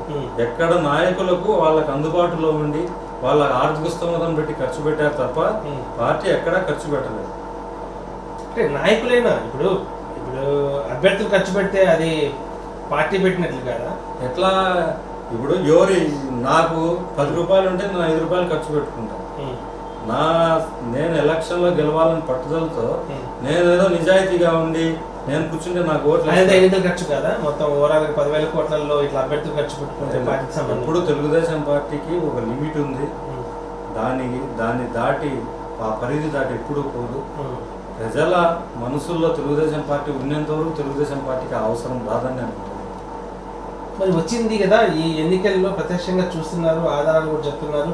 ఎలక్షన్స్ బిఫోరే ఏ నియోజకవర్గాల్లో ఆ నియోజకవర్గ క్యాండిడేట్స్కి ఫండింగ్ ఇవ్వడం అయితేనేమి విచ్చలవిడిగా. నేను పోటీ చేయలేదు, నాకు ఆ ఫండింగ్ వచ్చింది కూడా నాకు తెలియదు. నేనైతే తెలుగుదేశం పార్టీ ఎక్కడ విచ్చలవిడిగా డబ్బులు ఖర్చు పెట్టిందని అయితే నేను గమనించాను. సరే, ప్రతిపక్ష పార్టీ జగన్మోహన్ రెడ్డి సారథ్యంలో ఉన్న వైఎస్ఆర్సీపీ పార్టీకి ఇన్ని 100 కోట్ల రూపాయలు ఖర్చు పెట్టడానికి ఎక్కడి నుంచి వచ్చాడు? నేను ఆ స్థాయిలో నేను ఆన్సర్ చెప్పలేను. కానీ ప్రజలైతే ఎక్కడెక్కడి నుంచి వచ్చి ఉంటుంది అనేది ప్రజలైతే ఎవరెవరు చంద్రబాబు నాయుడిని తీయాలనుకున్న ప్రతి ఒక్క నాయకుడు జగన్మోహన్ రెడ్డికి సహాయం చేసింది. అందులో ప్రధానంగా కేసీఆర్ ఉన్నారంట. కేసీఆర్ కానీ బీజేపీ పార్టీ కానీ ఎవరైనా. సో ఫండింగ్ వచ్చింది వాళ్ళకి. అది అంటే రాజకీయ నాయకులుగా మీ ఒక నియోజకవర్గానికి మీరు పరిమితం కాకుండా రాష్ట్ర వ్యాప్తంగా ఏం జరుగుతుంది, కేంద్ర స్థాయిలో ఎలాంటి పరిణామాలు ఉన్నాయి అనేవి కూడా చూసి పోవాల్సిన బాధ్యత మీకు ఉంది. కాబట్టి ఒక భారత పౌరుడిగా మీ ప్రథమ కర్తవ్యం కాబట్టి ఈ క్వశ్చన్ అని అడుగుతున్నాను. మీ యొక్క నియోజకవర్గమే కాకుండా రాష్ట్ర వ్యాప్తంగా దేశవ్యాప్తంగా జరుగుతున్నటువంటి రాజకీయ పరిణామాలపైన ఈ క్వశ్చన్స్, ఈ డబ్బులు జగన్మోహన్ రెడ్డికి ఎక్కడి నుంచి వచ్చాయి ఇన్ని వందలు? నేను ఇప్పుడే చెప్పాను కదా, చంద్రబాబు నాయుడిని భారతదేశంలో ఎవరెవరైతే దెబ్బతీయాలనుకున్నారో రాజకీయంగా ప్రతి ఒక్క చోటు నుంచి చంద్రబాబు నాయుడు వ్యతిరేక పార్టీలకు ప్రతి ఒక్కరికి సహాయం అంది. అది ఏ పార్టీ అయినా కావచ్చు. నిజమంటారా? నేనైతే నిజమని నమ్ముతున్నాను. అంటే కాంక్రీట్గా చెప్పండి. ఎస్, ఫండ్ దొరికింది. దొరికింది కాబట్టే కదా ఈరోజు మీడియాలో కానీ పత్రికల్లో కానీ ఇన్ని వేల కోట్లు ఖర్చు అయింది. మన జేసీ దివాకర్ రెడ్డి గారు కూడా చెప్పారు, 1000 కోట్లు ఖర్చు అవుతుంది. వాళ్ళు వీళ్ళు లేకుండా అందరూ ఖర్చు పెడుతున్నారని. ఆ డబ్బులంతా ఎక్కడి నుంచి వచ్చి ఉంటుంది? చంద్రబాబు నాయుడిని రాజకీయంగా దెబ్బతీయాలనుకున్న వాళ్ళే ఒక చోట సహాయం చేయగలుగుతారు తప్ప అన్ని పార్టీలు. చంద్రబాబు నాయుడు ఏ పార్టీ నుంచి పోటీ ఎదుర్కొంటున్నాడో ప్రతి పార్టీకి బయట నుంచి సహాయం అందింది. సో ఓవరాల్గా రాష్ట్రంలో ఏ పార్టీకి ఎన్ని సీట్లు వస్తాయని అంచనా వేస్తున్నారు? నేను 110 నుంచి 120 సీట్లు ఖచ్చితంగా తెలుగుదేశం పార్టీ అధికారంలోకి వస్తుంది. ఆ మహిళలు గన మేము అంచనా వేసిన విధంగా ఓట్లు వేసింటే భారీ మెజార్టీతో తెలుగుదేశం పార్టీ అధికారంలో రాబోతాం. ఇప్పుడు జరిగిన పోలింగ్ సభలను బట్టి మేము అంచనా వేసిన ప్రకారం అయితే 110 నుంచి 120 సీట్లు ఖచ్చితంగా గెలవబోతుంది. సో మళ్ళీ అధికారంలోకి మీ తెలుగుదేశం పార్టీ ఖచ్చితంగా వస్తుంది. ఓకే, రాయచోటి నియోజకవర్గానికి వస్తే మున్సిపాలిటీ 3 మండలాలు. ఈ 3 మండలాలు మున్సిపాలిటీలో మీకు బాగా పట్టున్న మండలం ఏది? అక్కడ మీ యొక్క ప్రతినిధులు ఎలా ఉంటారు? మీ యొక్క పనితీరు ఎలా ఉంటుంది? పాత ఏదైతే రాయచోటి కాన్స్టిట్యున్సీ ముందు నిందో సుందుపల్లె మండలం, రాయచోటి మున్సిపాలిటీ, రాయచోటి రూరల్, చిన్నమండెం, సంబేపల్లి, గాలివీడు మండలంలో ఆఫ్ ఉన్నది. ప్రతి ఒక్క చోట ఇక్కడ బలము, ఇక్కడ వీక్ ఉన్నాము, ఇక్కడ బలం ఉన్నాము ఏమీ లేదు. తెలుగుదేశం పార్టీని ఇంటింటికి చేర్చే భాగంగా 1983 నుంచి కూడా చరిత్ర పక్కన పెడితే ఈ శతాబ్ద కాలంలో మీకు రాజకీయంగా సరైనటువంటి పగ్గాలు లేని ఈ నేపథ్యంలో ఈ 3 మండలాలు ఒక మున్సిపాలిటీలో మీ ప్రాబల్యం ఎంతవరకు? ప్రతి మండలంలో మాకు బలం ఉంది. ఖచ్చితంగా ఒక ఎలక్షన్లో పోటీ చేసి గెలవగలిగే బలం మాకు ఉంది. మున్సిపాలిటీలో ఎప్పుడు ఇక్కడే ఉంటాను, అందుబాటులో ఉంటాను. పోయిన 2014 నుంచి 19 వరకు గ్రామ స్థాయిలో తక్కువగా తిరిగాను. కారణం ఏమంటే నాకు పనులు జరగకపోవడం ఒకటి, నాకు అధికారులను దబాయించి పనిచేయించలేక పదవి ఏది నాకు లేకపోవడం వల్ల, అవి లేకపోవడం వల్ల నేను నా చేతనైనంత వరకు నా కౌన్సిలర్లు కానీ ఇక్కడంతా దగ్గరగా ఉండి నేను అందుబాటులో ఉండడం కాబట్టి రాయచోటి మున్సిపాలిటీలో బలంగా ఉన్నాను. బీసీలు ఉండే ప్రతి మండలంలో మేము బలంగానే ఉన్నాం. తెలుగుదేశం పార్టీ అంటేనే బీసీల పార్టీ అనేది ఒక ప్రచారం. సుఖవాసి ఫ్యామిలీకి ఎంత బలం ఉంది అనేది ఎలా మీరు చూసే ఉంటారు కదా, అందరికీ తెలిసే ఉంటుంది. ఒడ్డర సామాజిక వర్గం తొగట రాజులు కానీ, యాదవులు కానీ, ఎస్సీలు కానీ, ఎస్టీలు కానీ ప్రతి ఒక్కరూ పాలకొండరాయుడిని అభిమానించే వ్యక్తులు. తెలుగుదేశంను పాలకొండరాయుడిని వేరుగా చూడలేము. పొరపాటున ఏదో కోపంలో 2-3 సార్లు మేము ఇండిపెండెంట్గా పోటీ చేస్తామని చెప్పినందుకే తెలుగుదేశం పార్టీ కార్యకర్తలు కానీ పాల్గొన్న అభిమానులు కానీ బాగా బాధపడ్డారు. అవన్నీ దృష్టిలో పెట్టుకొని పార్టీలో మేము ముందుకెళ్తాం. సో మీరు హెచ్చరికలు జారీ చేశారా మీ అన్న రూపంలో? మీకు టికెట్ రాకపోయేసరికి ఇండిపెండెంట్గా వెళ్తామనేది హెచ్చరికైనా? కార్యకర్తల ప్రెజర్ అయితే ఉంది వాస్తవం. కానీ నా కొన్ని నిర్ణయాలు కొంతమంది కష్టంగా ఉన్నా నేను చెప్పిన తర్వాత నాతో సర్దుకొని నాతో ప్రయాణం చేశాను. ఆ కాలంలో మీ నాన్న ఇండిపెండెంట్గా గెలిచారు. మరి ఈ రోజుల్లో మీరు కానీ మీ అన్న కానీ నిజంగానే ఆ యొక్క టెంప్టేషన్లో పోటీ చేసింటే గెలుపు ఎవరిని వరించేది? నాకు ఆ ఉద్దేశం స్వతంత్ర అభ్యర్థిగా పోటీ చేయాలనే ఉద్దేశం ముందు నుంచి కూడా లేదు. 2-3 సార్లు నేను చెప్పినా కూడా ఆ టెంప్టేషన్లో పార్టీకి దూరం అయ్యి పోటీ చేసింటే గెలుపు మీకు ఇచ్చేవాళ్ళ మీ ప్రజలు? 100% ఇచ్చారు. అప్పుడు తెలుగుదేశాన్ని మర్చిపోయేవాళ్ళ?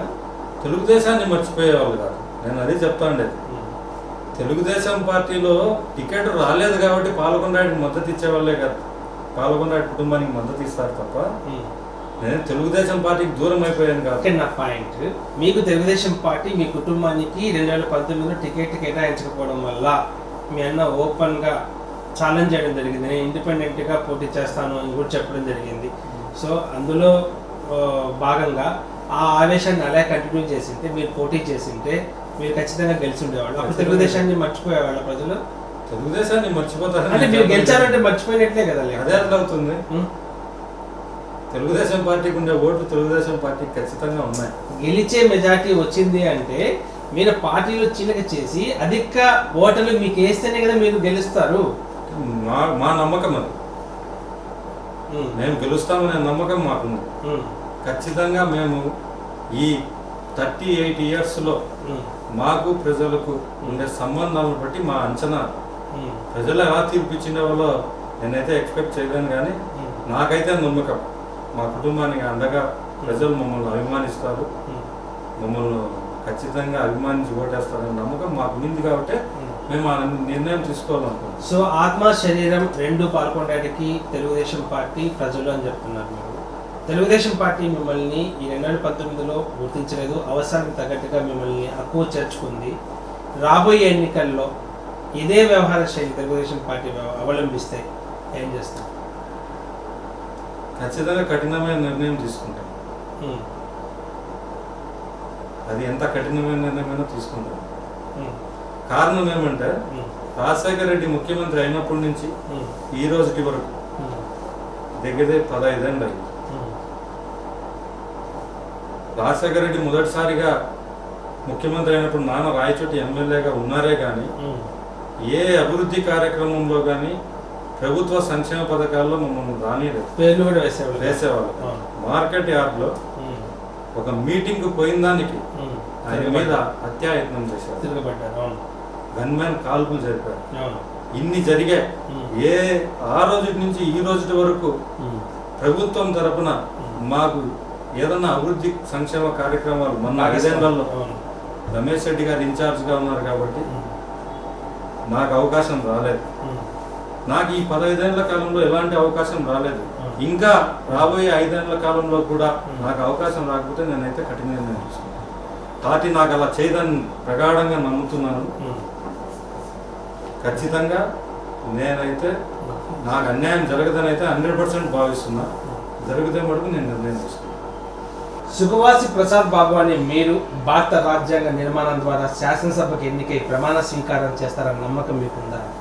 100% కారణం ఏమంటే అది భారతదేశంలో పుట్టిన ప్రతి ఒక్కరికి రాజ్యాంగం కల్పించిన హక్కు. నాకు రాయచోటిలో పుట్టి రాయచోట్లోనే చదువుకొని రాయచోట్లోనే ఉంటూ నేను ఎక్కడి నుంచైనా పోటీ చేయగలిగా అంత పేరు ప్రఖ్యాతులు మా తండ్రికి ఉన్నా మొన్న రాజంపేట నియోజకవర్గ టికెట్కు నేను ప్రయత్నం చేసింటే ఖచ్చితంగా రాజంపేట టికెట్ నాకు వచ్చేదే.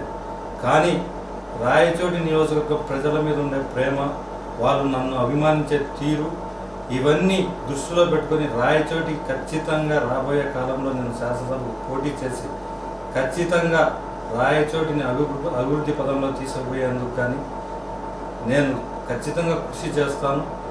నాకు ఆ అర్హత ఉంది అని నేను అనుకుంటున్నాను. కారణం ఏమంటే నా దగ్గర ఎలాంటి అధికారం లేనప్పుడు కూడా, నాన్నకు అధికారం లేనప్పుడు కూడా మేమంతా మా కుటుంబం ప్రజల్లోనే ఉన్నాం. ప్రజలకు సహాయ సహకారాలు అందిస్తున్నాం. 15 ఏళ్ళుగా 10 ఏళ్ళుగా ఒక రాజకీయ పదవి లేకుండా ఇన్నేళ్ళు రాజకీయాలు చేసుకొని రావడం గొప్ప విషయం. కారణం ప్రజల మద్దతే. ఆ మద్దతు మా కుటుంబానికి ఉంది. ఖచ్చితంగా రాబోయే కాలంలో 2024 మేము ఖచ్చితంగా శాసనసభకు పోటీ చేసి రాయచోటి ఎమ్మెల్యే అయి తీరాలనే కోరిక నాకుంది. ప్రజలు నన్ను ఆశీర్వదిస్తారని నేను అనుకుంటున్నాను. తెలుగుదేశం పార్టీ ఆదరించకపోతే స్వతంత్ర అభ్యర్థిగా పోటీ చేసి గెలుస్తారన్న ధీమా కూడా ఉందా? ఎప్పుడో 5 ఏళ్ల తర్వాత భవిష్యత్తు అయితే నేను చెప్పలేను, కానీ తెలుగుదేశం పార్టీ కార్యకర్తగా ప్రజలకు ఏమి చేయాలో అన్నీ చేస్తాం. పార్టీ నా సేవలను గుర్తించి కానీ నన్ను దగ్గరకు తీసుకొని నాకు టికెట్ ఇస్తే 100% నేను పార్టీ ఎమ్మెల్యేగా పోటీ చేస్తాను. అలాగాని నాకు స్టేట్ పార్టీ నుంచి ఎటువంటి వ్యతిరేకత రాదు, నన్ను దూరం పెట్టాలనే ఆలోచన వాళ్ళకి లేదు. అలాగని ఏదన్నా డిస్టిక్లో కానీ రాయచోటి నియోజకవర్గంలో కానీ నాకు అన్యాయం జరిగితే ఖచ్చితంగా నేనైతే ఈసారి ఖచ్చితంగా పోటీ చేస్తాను. 2014లో అసెంబ్లీ నియోజకవర్గ పునర్విభజనలో మీ రాయచోటి మీకు దక్కుతుందన్న ఆశాభావం ఉందా? 2024 ఖచ్చితంగా పునర్విభజన జరుగుతుందనే ఆశ అయితే ఉంది. కానీ పునర్విభజన జరగకపోయినా కూడా నేను ఖచ్చితంగా నాకు హామీ ఇచ్చారు. రమేష్ రెడ్డి కుటుంబం నుంచి అయితే ఏమి, తెలుగుదేశం పార్టీ నాయకుల నుంచి అయితే కానీ వాళ్ళు పూర్తిగా నాకు హామీ ఇచ్చిన తర్వాతే నేను రాయచోటి నియోజకవర్గంలో ప్రచారం చేశాను. ఖచ్చితంగా పార్టీని గెలిపించాలని కోరాను. 2024 టికెట్ ఇస్తారనే హామీ కూడా నాకు ఇచ్చారు. గతంలో మీ నాన్న ఓడించిన నారాయణ రెడ్డి కుమారుడు రాంప్రసాద్ రెడ్డి కూడా బరిలో ఉండే అవకాశం ఉంటుంది. సో మీ నాన్నకి వాళ్ళ నాన్నకి జరిగిన యుద్ధం మళ్ళీ మీ ఇద్దరికి జరిగే అవకాశం ఉందా? ఉండొచ్చు. వాళ్ళే కాదు, రాయచోటి నియోజకవర్గంలో ఉండే ఎవరికైనా అవకాశం ఉండొచ్చు. అయితే వాళ్ళకు మాకు ముందు నుంచి రాజకీయంగా పోటీ ఉంది తప్ప నాగిరెడ్డి గారిని రాజకీయాల్లోకి వచ్చినప్పుడు నాన్న రాజకీయంలో తీసుకొచ్చారు. సమితి ప్రెసిడెంట్గా పోటీ చేయించారు. తర్వాత రాజశేఖర రెడ్డి గారు అతనికి ఎమ్మెల్యే టికెట్ ఇచ్చిన తర్వాత మేము రాజకీయ ప్రత్యర్థులు అయ్యాము తప్ప ఎలాంటిది వేరే మా మధ్య వ్యతిరేకతలు ఏమి లేవు. కానీ రాజకీయంగా అయితే 2 కుటుంబాల మధ్య తీవ్ర పోటీ ఉంది. లెక్కిరెడ్డిపల్లి రెడ్డిస్ రాజగోపాల్ రెడ్డి కుమార్ రామ్గోపాల్ రమేష్ రెడ్డి శ్రీనివాస్ రెడ్డి వీటితో మీ సత్సంబంధాలు? సత్సంబంధాలు అంటే నేను రమేష్ రెడ్డి గారు నాకంటే చాలా పెద్ద వయసు, అతనికి ఇచ్చే గౌరవం ఇస్తాను. అతను కూడా వ్యక్తిగతంగా ఎప్పుడూ మాకు ఎలాంటి సమస్యలు లేవు. నాన్న రాజకీయంలోకి తీసుకొచ్చిన దాంట్లో రాజగోపాల్ రెడ్డి పాత్ర కూడా ఉంది. అలాగే 2014 నుంచి 19లో జరిగిన కారణాలు మా మధ్య జరిగిన రాజకీయంగా దూరం ఏర్పడింది తప్ప వ్యక్తిగతంగా మాకెప్పుడు నేను ఎప్పుడు మాట్లాడినాను గౌరవంగానే మాట్లాడుకుంటాం. నాకు అతను గౌరవంగానే మాట్లాడతారు. అయితే రాజకీయ ఈ ఒకరికొకరము రాజకీయంగా పోటీ పడడం వల్లే ఈ దూరం వచ్చింది. అన్ని పక్కన పెట్టేసి 2019లో కలిసికట్టుగా పనిచేసింది. ఎలా ఉంటాయి ఫలితాలు? 100% సత్ఫలితాలే. ఓకే, ఆ విషయం వదిలితే పాల్కొండాడు అనే మీ నాన్న ఆయన సారథ్యంలో ఆయన ఇక్కడ శాసనసభ్యులుగా ఉన్నప్పుడు ఇక్కడ అప్పట్లో రెడ్ల పెత్తనం ముస్లిమ్స్ పెత్తనం ఎక్కువగా ఉండేదని చెప్పి ఆ పెత్తనాన్ని కంప్లీట్గా అంచేసి సామాన్య ప్రజలకు సైతం అందుబాటులో ఉన్న నాయకుడిగా ముద్ర వేసుకున్నాం పాల్కొండాడు వారసుడుగా. మీకు అలాంటి గౌరవం ఇప్పుడు ఇక్కడ ఉందా? 100% నేను ఒకరి పెత్తనం గురించి నేను ఇక్కడైతే ఇప్పుడు ఆ పరిస్థితులు లేవు. 1978లో నేను 1975లో పుట్టాను. నాకు అంత తెలియదు అప్పుడు విషయాలు. ఇప్పుడైతే ఎవరి పెత్తనం ఉందని నేను అనుకోవడం లేదు. అయితే ఒకటే కమిట్మెంట్, బడుగు బలహీన వర్గాలను మైనారిటీలు రాజకీయంగా ఒక స్థానంలో కల్పించాలనే దాంట్లో ప్రముఖ పాత్ర అయితే పోషిస్తారు. మొన్న కూడా ఐక్యవేదిక ముస్లింల ఐక్యవేదిక మీటింగ్ పెట్టినప్పుడు నేను కానీ నా కార్యకర్తలు కానీ నా మద్దతుదారులు ప్రతి ఒక్కరిని మేము మద్దతు తెలిపాం. ఏ విషయానికైనా సరే పాల్కొండాయుడు గారు ఎవరినైతే ముందర పెట్టి రాజకీయంలో సత్ఫలితాలు పొందారో బడుగు బలహీన వర్గాలకు రాజ్యాధికారం ఇచ్చే దాంట్లో పాల్గొన్న విజయం సాధించారు. అదే దారిలో నేను కూడా వెళ్తాను. ఖచ్చితంగా వాళ్ళని రాజకీయంగా ముందర పెట్టే నేను ముందుకు వెళ్తాను. సో ఇప్పుడు ఓవరాల్గా రాయచూటి పైన, రాయచూటి నియోజకవర్గంలో ఉన్న మండలాల పైన మీకు పూర్తి స్థాయి పట్టు ఉందని మీరు భావిస్తారు? 100% ఉంది. ప్రతి చోట ఉంది. ప్రతి 40 ఏళ్ళు, 38 ఏళ్ళు, 40 ఏళ్ళు రాజకీయం చేసిన పాల్గొన్న గారి ముద్ర ప్రతి కుటుంబం మీద ఉంది, ప్రతి ఇంటి మీద ఉంది, ప్రతి ఓటర్ మీద ఉంది. 40 ఏళ్ళైనా నేను పాల్గొన్నాడు కొడుకనే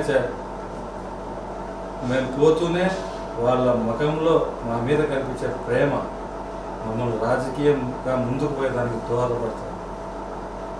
సో ఇదే స్ఫూర్తితో సుగవాసి ప్రసాద్ బాబు రాబోయే 2024 సంవత్సరం ఎన్నికల్లో ఖచ్చితంగా శాసనసభ ఎన్నికై సుగవాసి ప్రసాద్ బాబు అని నేను రాజ్యాంగ శాసన నిర్మాణం ద్వారా ప్రతిజ్ఞ చేస్తున్నాను అని చెప్పి ఎమ్మెల్యేగా ప్రమాణ స్వీకారం చేస్తానని ఆశాభావం వ్యక్తం చేస్తున్నారు.